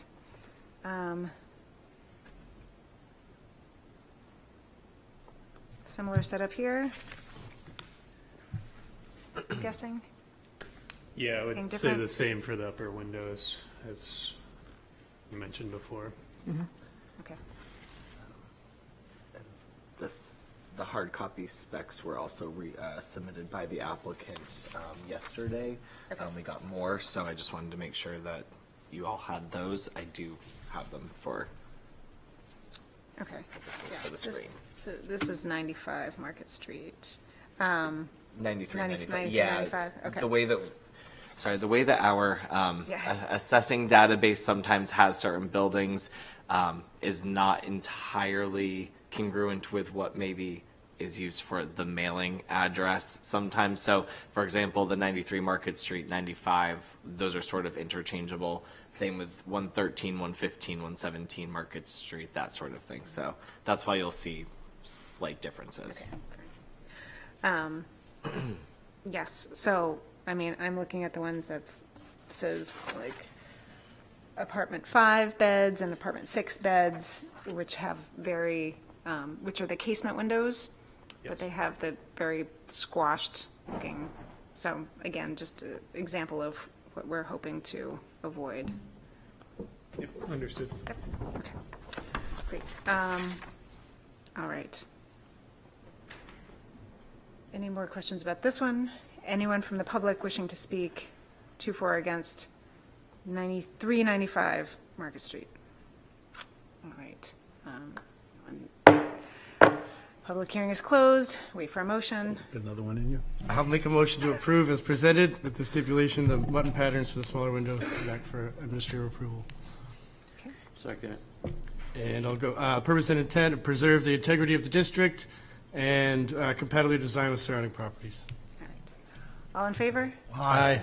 Any opposed? Chair votes aye. Okay. Thank you. Now, They have to actually do the work. all right, that's it. The roof, are we addressing the? Oh. Yes. No, we've already, 2 Market Street. we've already voted on these. Was there anything else? When you come back for the admins for the March meeting, let's take a look at the roof at that one. Okay. Did we miss? Oh, the roof was part of the application, so approved it, right? Yeah. Yes, we kind of glossed over it, and then we got right to Yeah. ending the.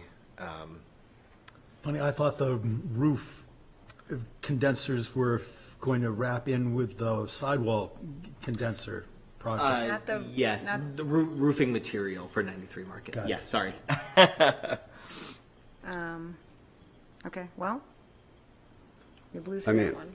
I've got my guy here, you know, to go over that now. I mean, it's pretty much, you know, Well, we, Can we reopen public hearing? we've already done it.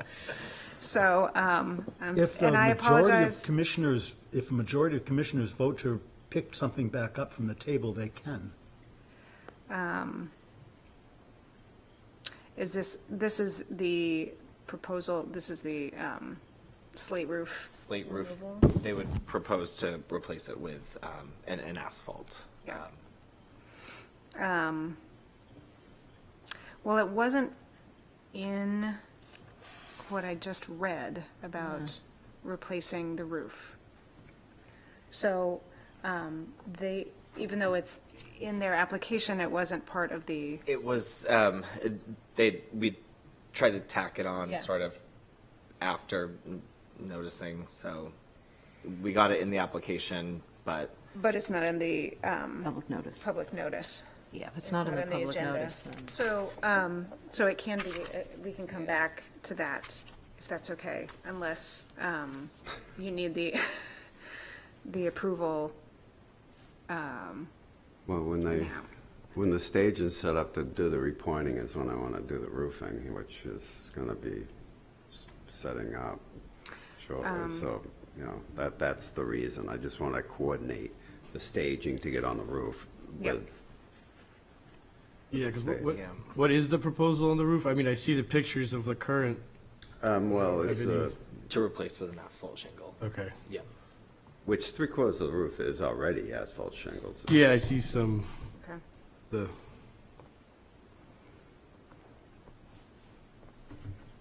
I don't know. I feel like we already approved it, but. Yeah. Well, it wasn't that, okay. It wasn't presented in the application here, and it wasn't read out. So it was in there, but he didn't, during the presentation, he didn't talk about that. So I don't know what to do about this. I don't know whether we can try and reopen this or just have you come back I believe we for- can, Madam Chairman. Are you looking up our rules? No. Okay, I didn't know if that's. I was actually looking up the advertisement because I don't remember seeing anything about it. No. Madam Chairman, I'd like to make a motion that we pick up this last application for review. All right. Is there a second?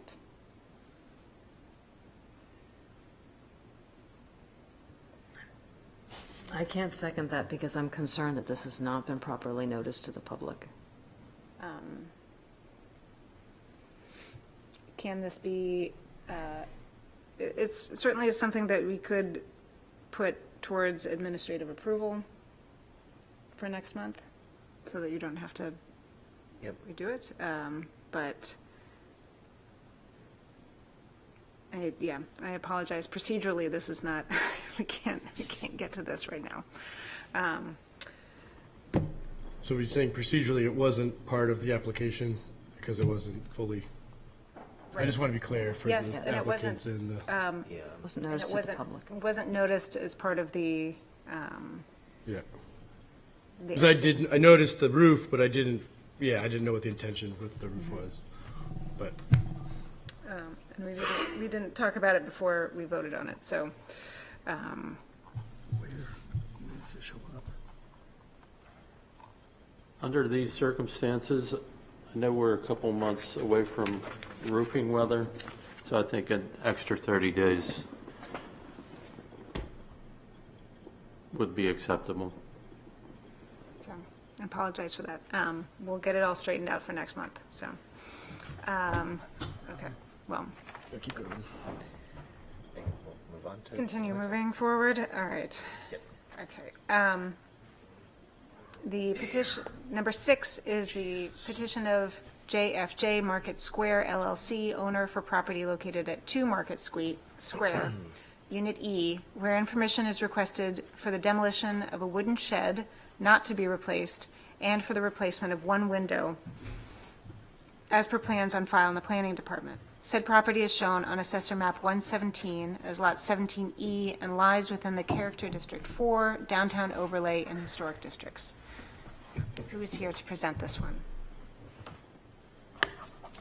Hi, good evening. Mark Pelletier with Mogul DeStefano Architects. I do have hard copies if you want them. Is it different than what we received? Nope. Okay. I'm representing Jennifer Kirani. She's the owner, as well as the Paris Block Condo Association and the Athenaeum. This particular shed is unique in the sense that it lands on property owned by all 3 entities. Jennifer has acquired the unit. It's known as Unit E, which used to be the card shop on Market Square. We're looking to remove the wooden shed and reveal the fantastic historic brick building that's behind it. You'll see in the aerial photograph there that this is in an alley that's behind the backside of the parking garage off of Ladd Street. It's really not visible from a public way. And the removal of the shed will expose an existing masonry opening that has a door and a window, which the client wants to replace. They are in desperate need of repair, so the window and door will match what has previously been approved and recently completed, I think in September of this past year, for all the windows in the existing Paris Block condo renovation. In addition, I am looking, because of the nature of the grading in the back, we don't own the property that surrounds the door. So we are looking to do a stoop on the exterior of the door, just a concrete pad with a handrail, just to make it a viable egress out of the building with the door swinging outward. Okay. And the next page, you'll see that there's that the door the door in the photograph and the window is exactly the door and window that will be matching. Therma-Tru door and the Harvey window, which is already been replaced in other sections of the building. Oh, I should mention also that's an interior photograph of inside the shed. So we're going to do a little work there. We got to ice blast the paint off of the brick and restore it to its natural beauty, and potentially repoint where needed. Okay, great. Any questions? Yes? I'm just surprised it's not admin approval. I mean, what is this, just T111? Yeah, it's textual. It's actually, I didn't feel comfortable walking in there. It feels like it's going to fall down. Please knock it down. Absolutely. Do you have any theories as to why the clapboards that are showing, when you look at the building from walk up from Ladd Street, and you see this thing, and a little bit askew, the left-hand-most wall of it with the T111 on it Yep.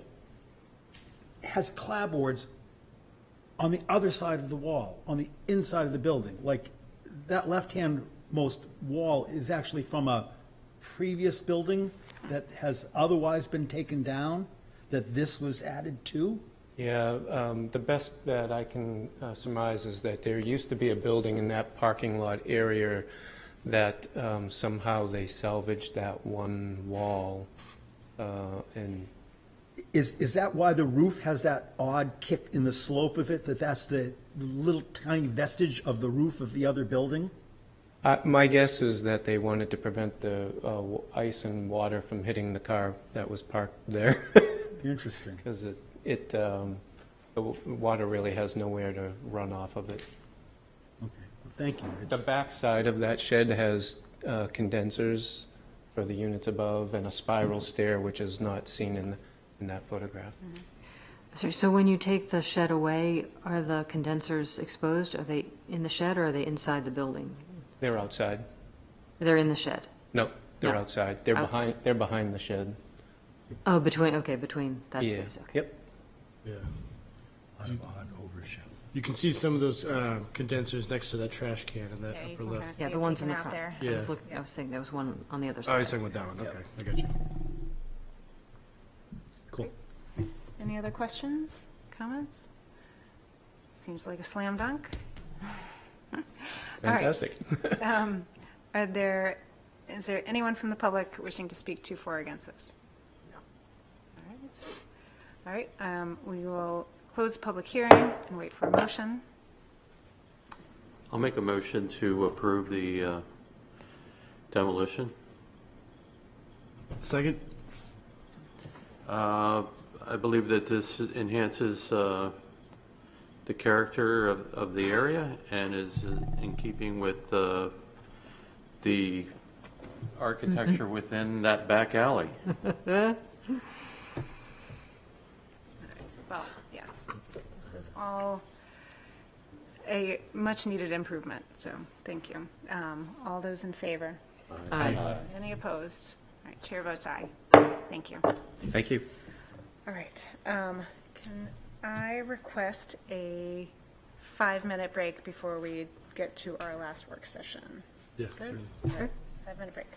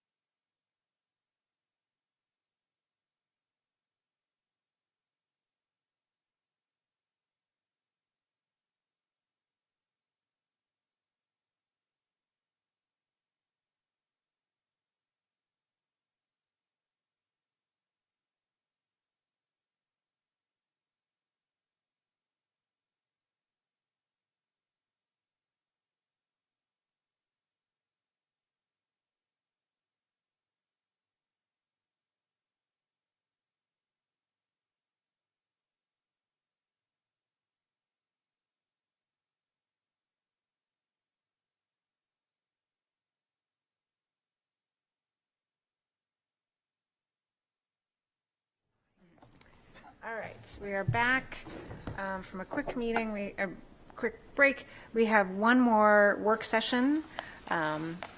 This is the work session requested by Floros, PNF. PMF. Trust. PNF Trust, for property located at 266, 278 State Street, wherein permission is requested to allow the construction of a new 4-story mixed-use building as per plans on file in the Planning Department. Said property is shown on Assessor Map 107 as lots 78, 79, and 80, and lie within the Character District 4, Downtown Overlay, and Historic Districts. So let's all move down to the table. Our work session.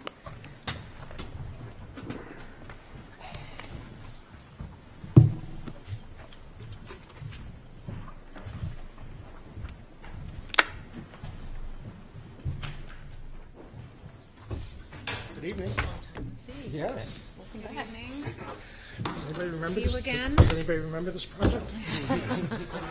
Funny man. Oh, boy, we have no lights here. Yeah.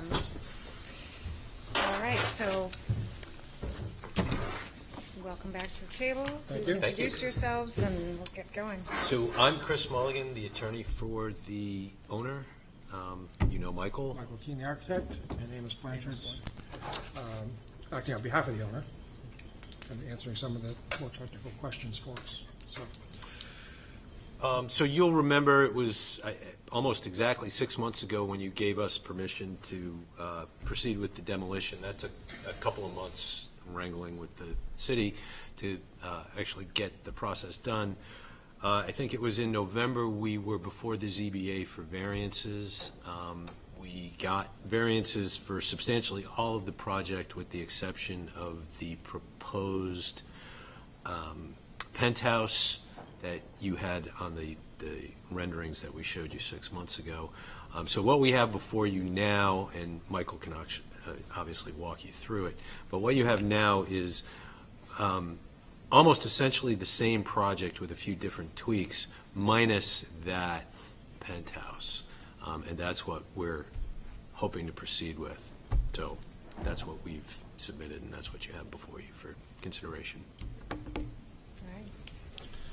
Do you want to go back to the last work session where we had talked about some of the changes, basically in the height of the additions was really, aside from trying to replicate the Times building to our best ability, the major change we had shown at that point was that we raised the floor-to-floor heights in the additions to match up with the old Times building floors. So. I guess since it's been such a long time, why don't you go through just a basic presentation of the whole thing at this point? Okay.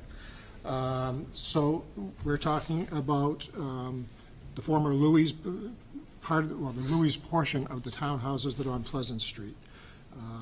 In this presentation, they haven't changed from what we talked about 4 years ago, actually, where we basically restore the Pleasant Street side of that, the facade of that, and the storefronts would be rebuilt to be more, the modern mid-century storefronts would be eliminated, and we go back to something that's more in keeping with the historic nature of the street there. So there's nothing in this proposal that changes any of that we had proposed previously. When we come around to what we call the Floros building, which is the corner of Pleasant Street and State Street, again, we've raised the floor-to-floor heights, so the storefront facade and sign band and everything raised up a little bit. The windows stayed the same proportion, but obviously we end up with a little bit more wall height as we get up to the eave. And then, as Chris mentioned, we've lost the penthouse that we had at that corner addition there. There is a slight change because we've lost the penthouse with the link between that Floros building and the Louis building. We didn't need to go up quite as high to get access to the penthouse, so that link addition has sort of come back down to the eave height rather than going up through the mansard height there. I'll come back to that elevation as we work our way around the building, though. So then we get over to the State Street side. Again, the Floros building, the only change there is the heights. When we get to the Times building, obviously, we're no longer restoring it, but we're going to try to do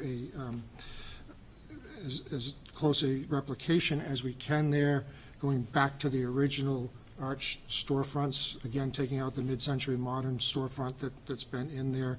We'd go back to more of the arched openings that were found in the original historic documentation there. One of the things that's changed in the plan here is that small arch to the left as we're looking at this plan was historically the access to the upper floor levels. We had just sort of incorporated that as part of the commercial space in the previous plan because of some changes to the parking system. That now allows us to get access to our residential units through that door. So that door will now sort of be a functional door that gets us specifically to the residential units upstairs. It gets us back to the elevator core and stairs and up that way. So that the residential units will theoretically now have a State Street address rather than their main entrance had originally been over on the Pleasant Street link. Again, we're trying to match the massing there. We were able to get a variance for the height to be able to go up to the original height of the Times building. We're trying to keep the same window pattern, window sizes. We'll do the best we can with a sympathetic brick and joint pattern. We'd introduce granite highlights and bands where they were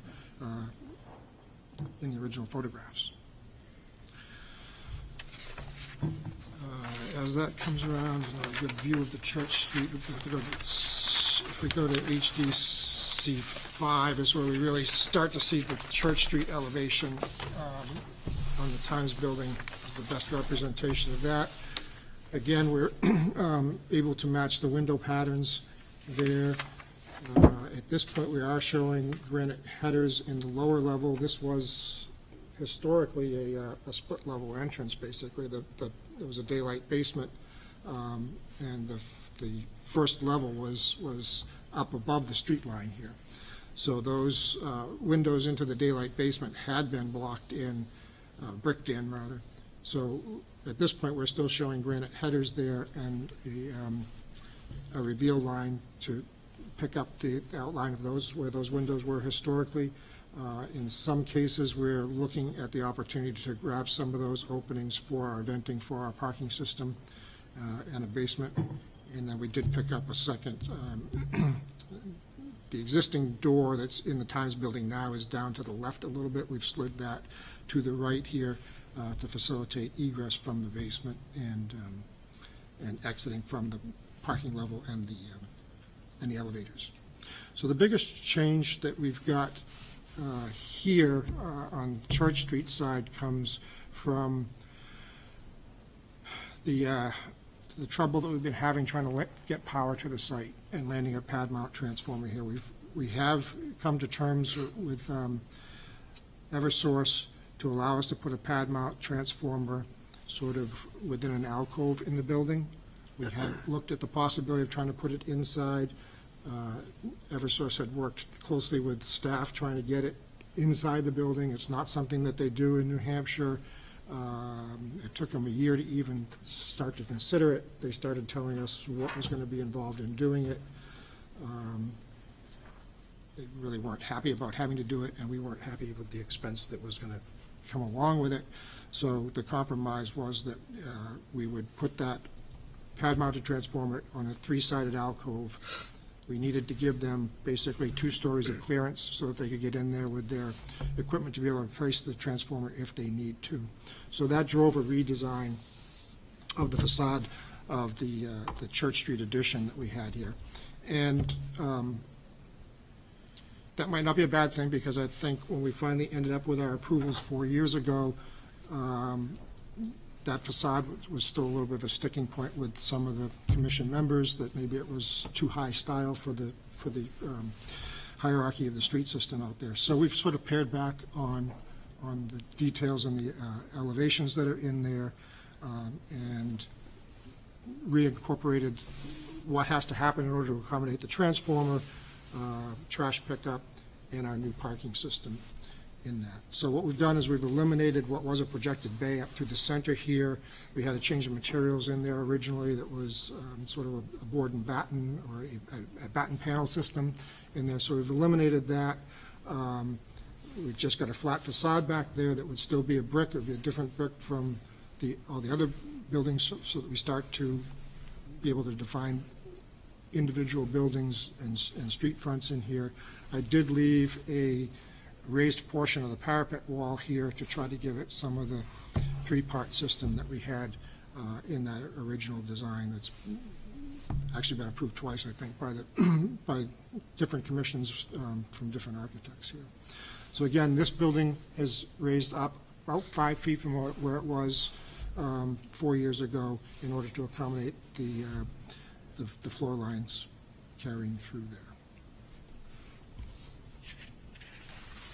And then we come over to the Court Street elevation, which basically hasn't changed. When we went to the Board of Adjustments, we did show some windows in there. We had been working with staff through the previous applications in hopes of being able to do something to break up that wall. And there were some indications that we might be able to get away with some windows there. Going back and revisiting it, it's not going to be possible from a code standpoint. We don't show the existing solar panels that are on the abutter's roof here, which would take up some of the blank wall there. That was some of the concern. And then I did mention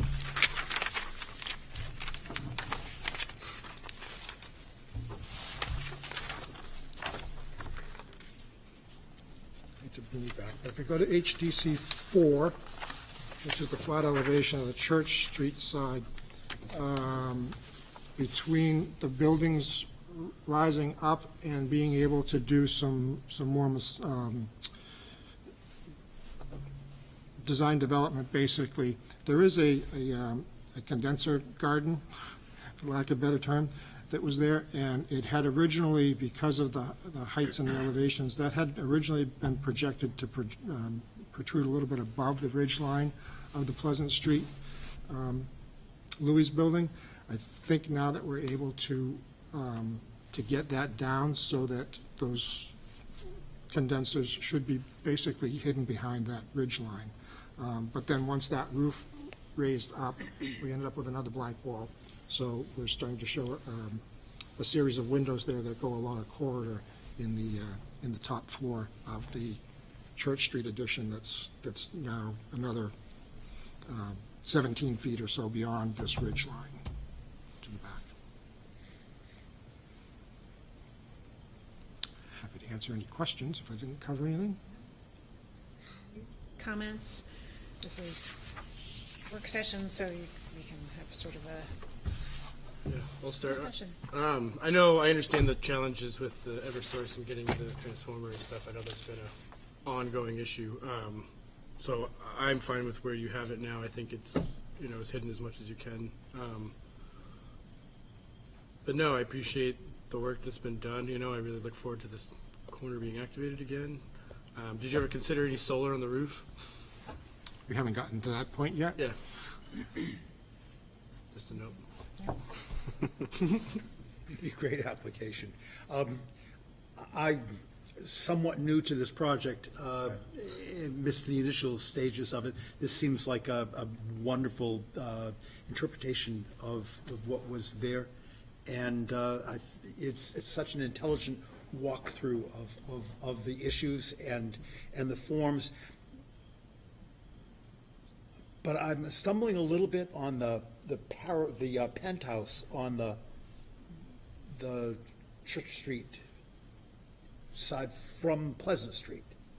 Yes. That seems rather stark. We've got these, 5 or 6 punched holes in that, and I don't think there's any place in town where there's such a stark view of a building as that.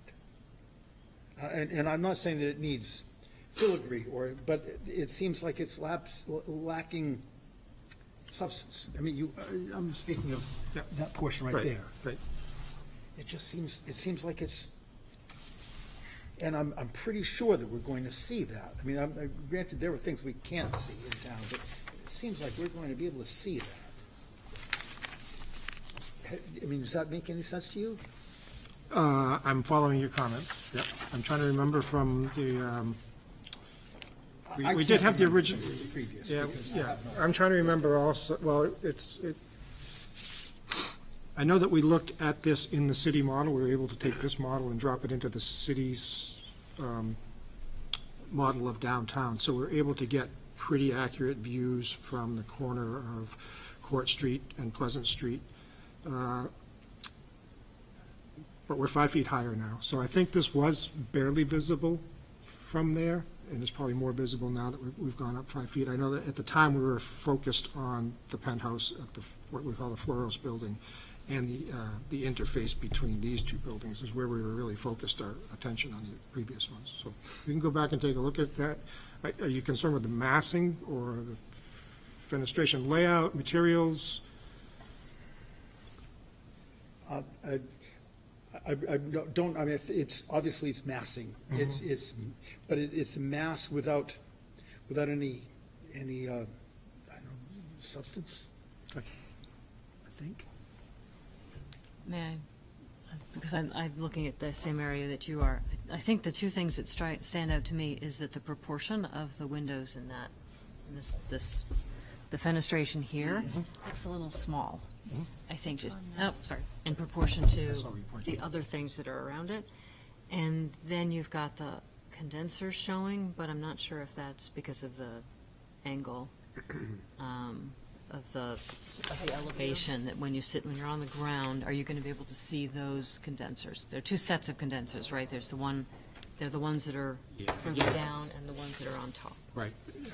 I am assuming that just because there wasn't enough room for how many I think there's going to be, we haven't designed the system yet, obviously, but how many there's going to be, I'm thinking there's probably going to need to be a couple up there just to support this unit that's on top of the building there. There's some point where you're going to get far enough back that you might see them, but I don't think you will see them from, because they are in this model, so when you're looking at it from Pleasant Street, you're not going to see them. I think if there was a similarity material, like instead of this yellow, if it was the same brick as down here, excuse me, and perhaps if these windows, to address what Margot was saying, more or less lined up with these, and then similarly on this side, it's a lot of little windows. If whatever's up here lined up with whatever's in these gables, it might look a little more, I don't know, like blending in, perhaps. Excuse me. Yeah. Sorry. Can I just answer that for a second? This is a different building that's behind us, so I don't know that we No, I necessarily do, I do. Yeah, I so do. I don't think I'm we just necessarily saying want to to line make up it- with it, but maybe Right. get them to work in harmony. But I'm somehow. trying to address, because I do agree with Dave, and I'm trying to make it blend in or disappear. Appreciate it. I don't think you have it modeled out, and you can show a view from the street. I don't think you're gonna see that building back there. I really don't. I think it's so deep within the plan that you're just not gonna experience that from street level. My big concern is the Times building lacks all of the detail that was originally the Times building. The cornices were much more ornate than what we're seeing here. The windows, we're focused on windows tonight. They were 6/6. I'm not saying you have to be slavish to produce a replica, but what we're seeing there versus what was is stark. Here's the cornice of the original building. Right. Are we going to get that kind of dental work in the brickwork? It's going to be very difficult to do in a brick veneer system. So this is just a veneer? What we're talking about now, the new construction? Yeah. I'm assuming it would be A veneer. veneer over wood framing? Either wood or metal, yeah. Well, it can be done. It's going to be difficult. It can be done, but I think promises were made. And I'd like to see that done as part of my approval of it. So, I think a detail could be produced. I could produce one. Take a look at it. I don't know that we'll be able to duplicate that, but Thank you. Be able to get some sort of detail, a higher level of detail up there. I mean, it doesn't have to project out away from the wall as much, which would be the toughest part of the detail, but I think that could be produced in some fashion. Would you accept something that had articulation in it made of tin? In tin? Or whatever they use these days, fiberglass? Entertain it, but it'd be, it's fake. I mean, it's already fake. It's a veneer. We're talking thin brick? No. Okay. So I think can be done. Sure. I don't think it's a lot to ask, considering. Thanks.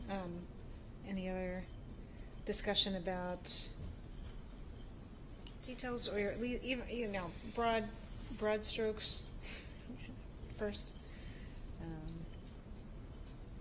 Seems like everybody is fine with the overall plan. I'm struggling to remember and pull up the one we approved 6 months ago, but you haven't made any changes to the Floros building roof line with the. With the elimination of the penthouse, there was a bit of wrought iron railing up there that completed our guardrail across the top. Yeah, But the shape, No. this part is all the same. that's the same. I'll just say that I appreciate it's taken a long time. We've been looking at these plans and the idea of this design for a long time, and I appreciate the work that you've done on the Church Street side. So I think it took many steps to get there, but I think that that elevation is much more appropriate and successful, so I think I'm really pleased with that. I think everything else is pretty much along the same lines as what we had all, come to a consensus with many years ago. I think that there's still probably some of these details that need to be worked out, but I realize that we're at work session level. This is still kind of all just the word I'm looking for. Still just in our concept stages. So, are there any differences, I guess, in materials or, Not that we're planning on. window styles or anything like that? Okay. Not that we planned on. No. Again, we're still at the 50,000 Right. level. Value added part of this thing hasn't been struck yet. Right. Okay. Well, I don't know if there are any other comments on. I think you've gotten some comments on the upper level of that big building Yep. in the back that faces Pleasant Street. I think that there are lots of things that you could do with those windows, even rather than tiny windows, making a lot of windows or something. Making it lighter up there might be a good thing to look at. But yeah, but in general, that's an area that needs some attention. Are there any other aspects of this that anybody wants to bring up as something moving forward that they'd like them to pay attention to? Just for my own curiosity, what Martin was mentioning, the brick veneer over a metal frame. I'm not a construction guy, but is the cost of construction that substantially different between solid brick wall the whole way up versus metal and brick veneer? There's that much difference in it then? In the construction cost, substantially different? Okay. There's seismic issues that really kick in hard. I will just reaffirm that I agree with Commissioner Ryan that any detail up there will go a long way. Right now with no cornice and just the very simplest, it gives it a very boxy feel. It doesn't feel as historic as the Times building should feel. But Okay.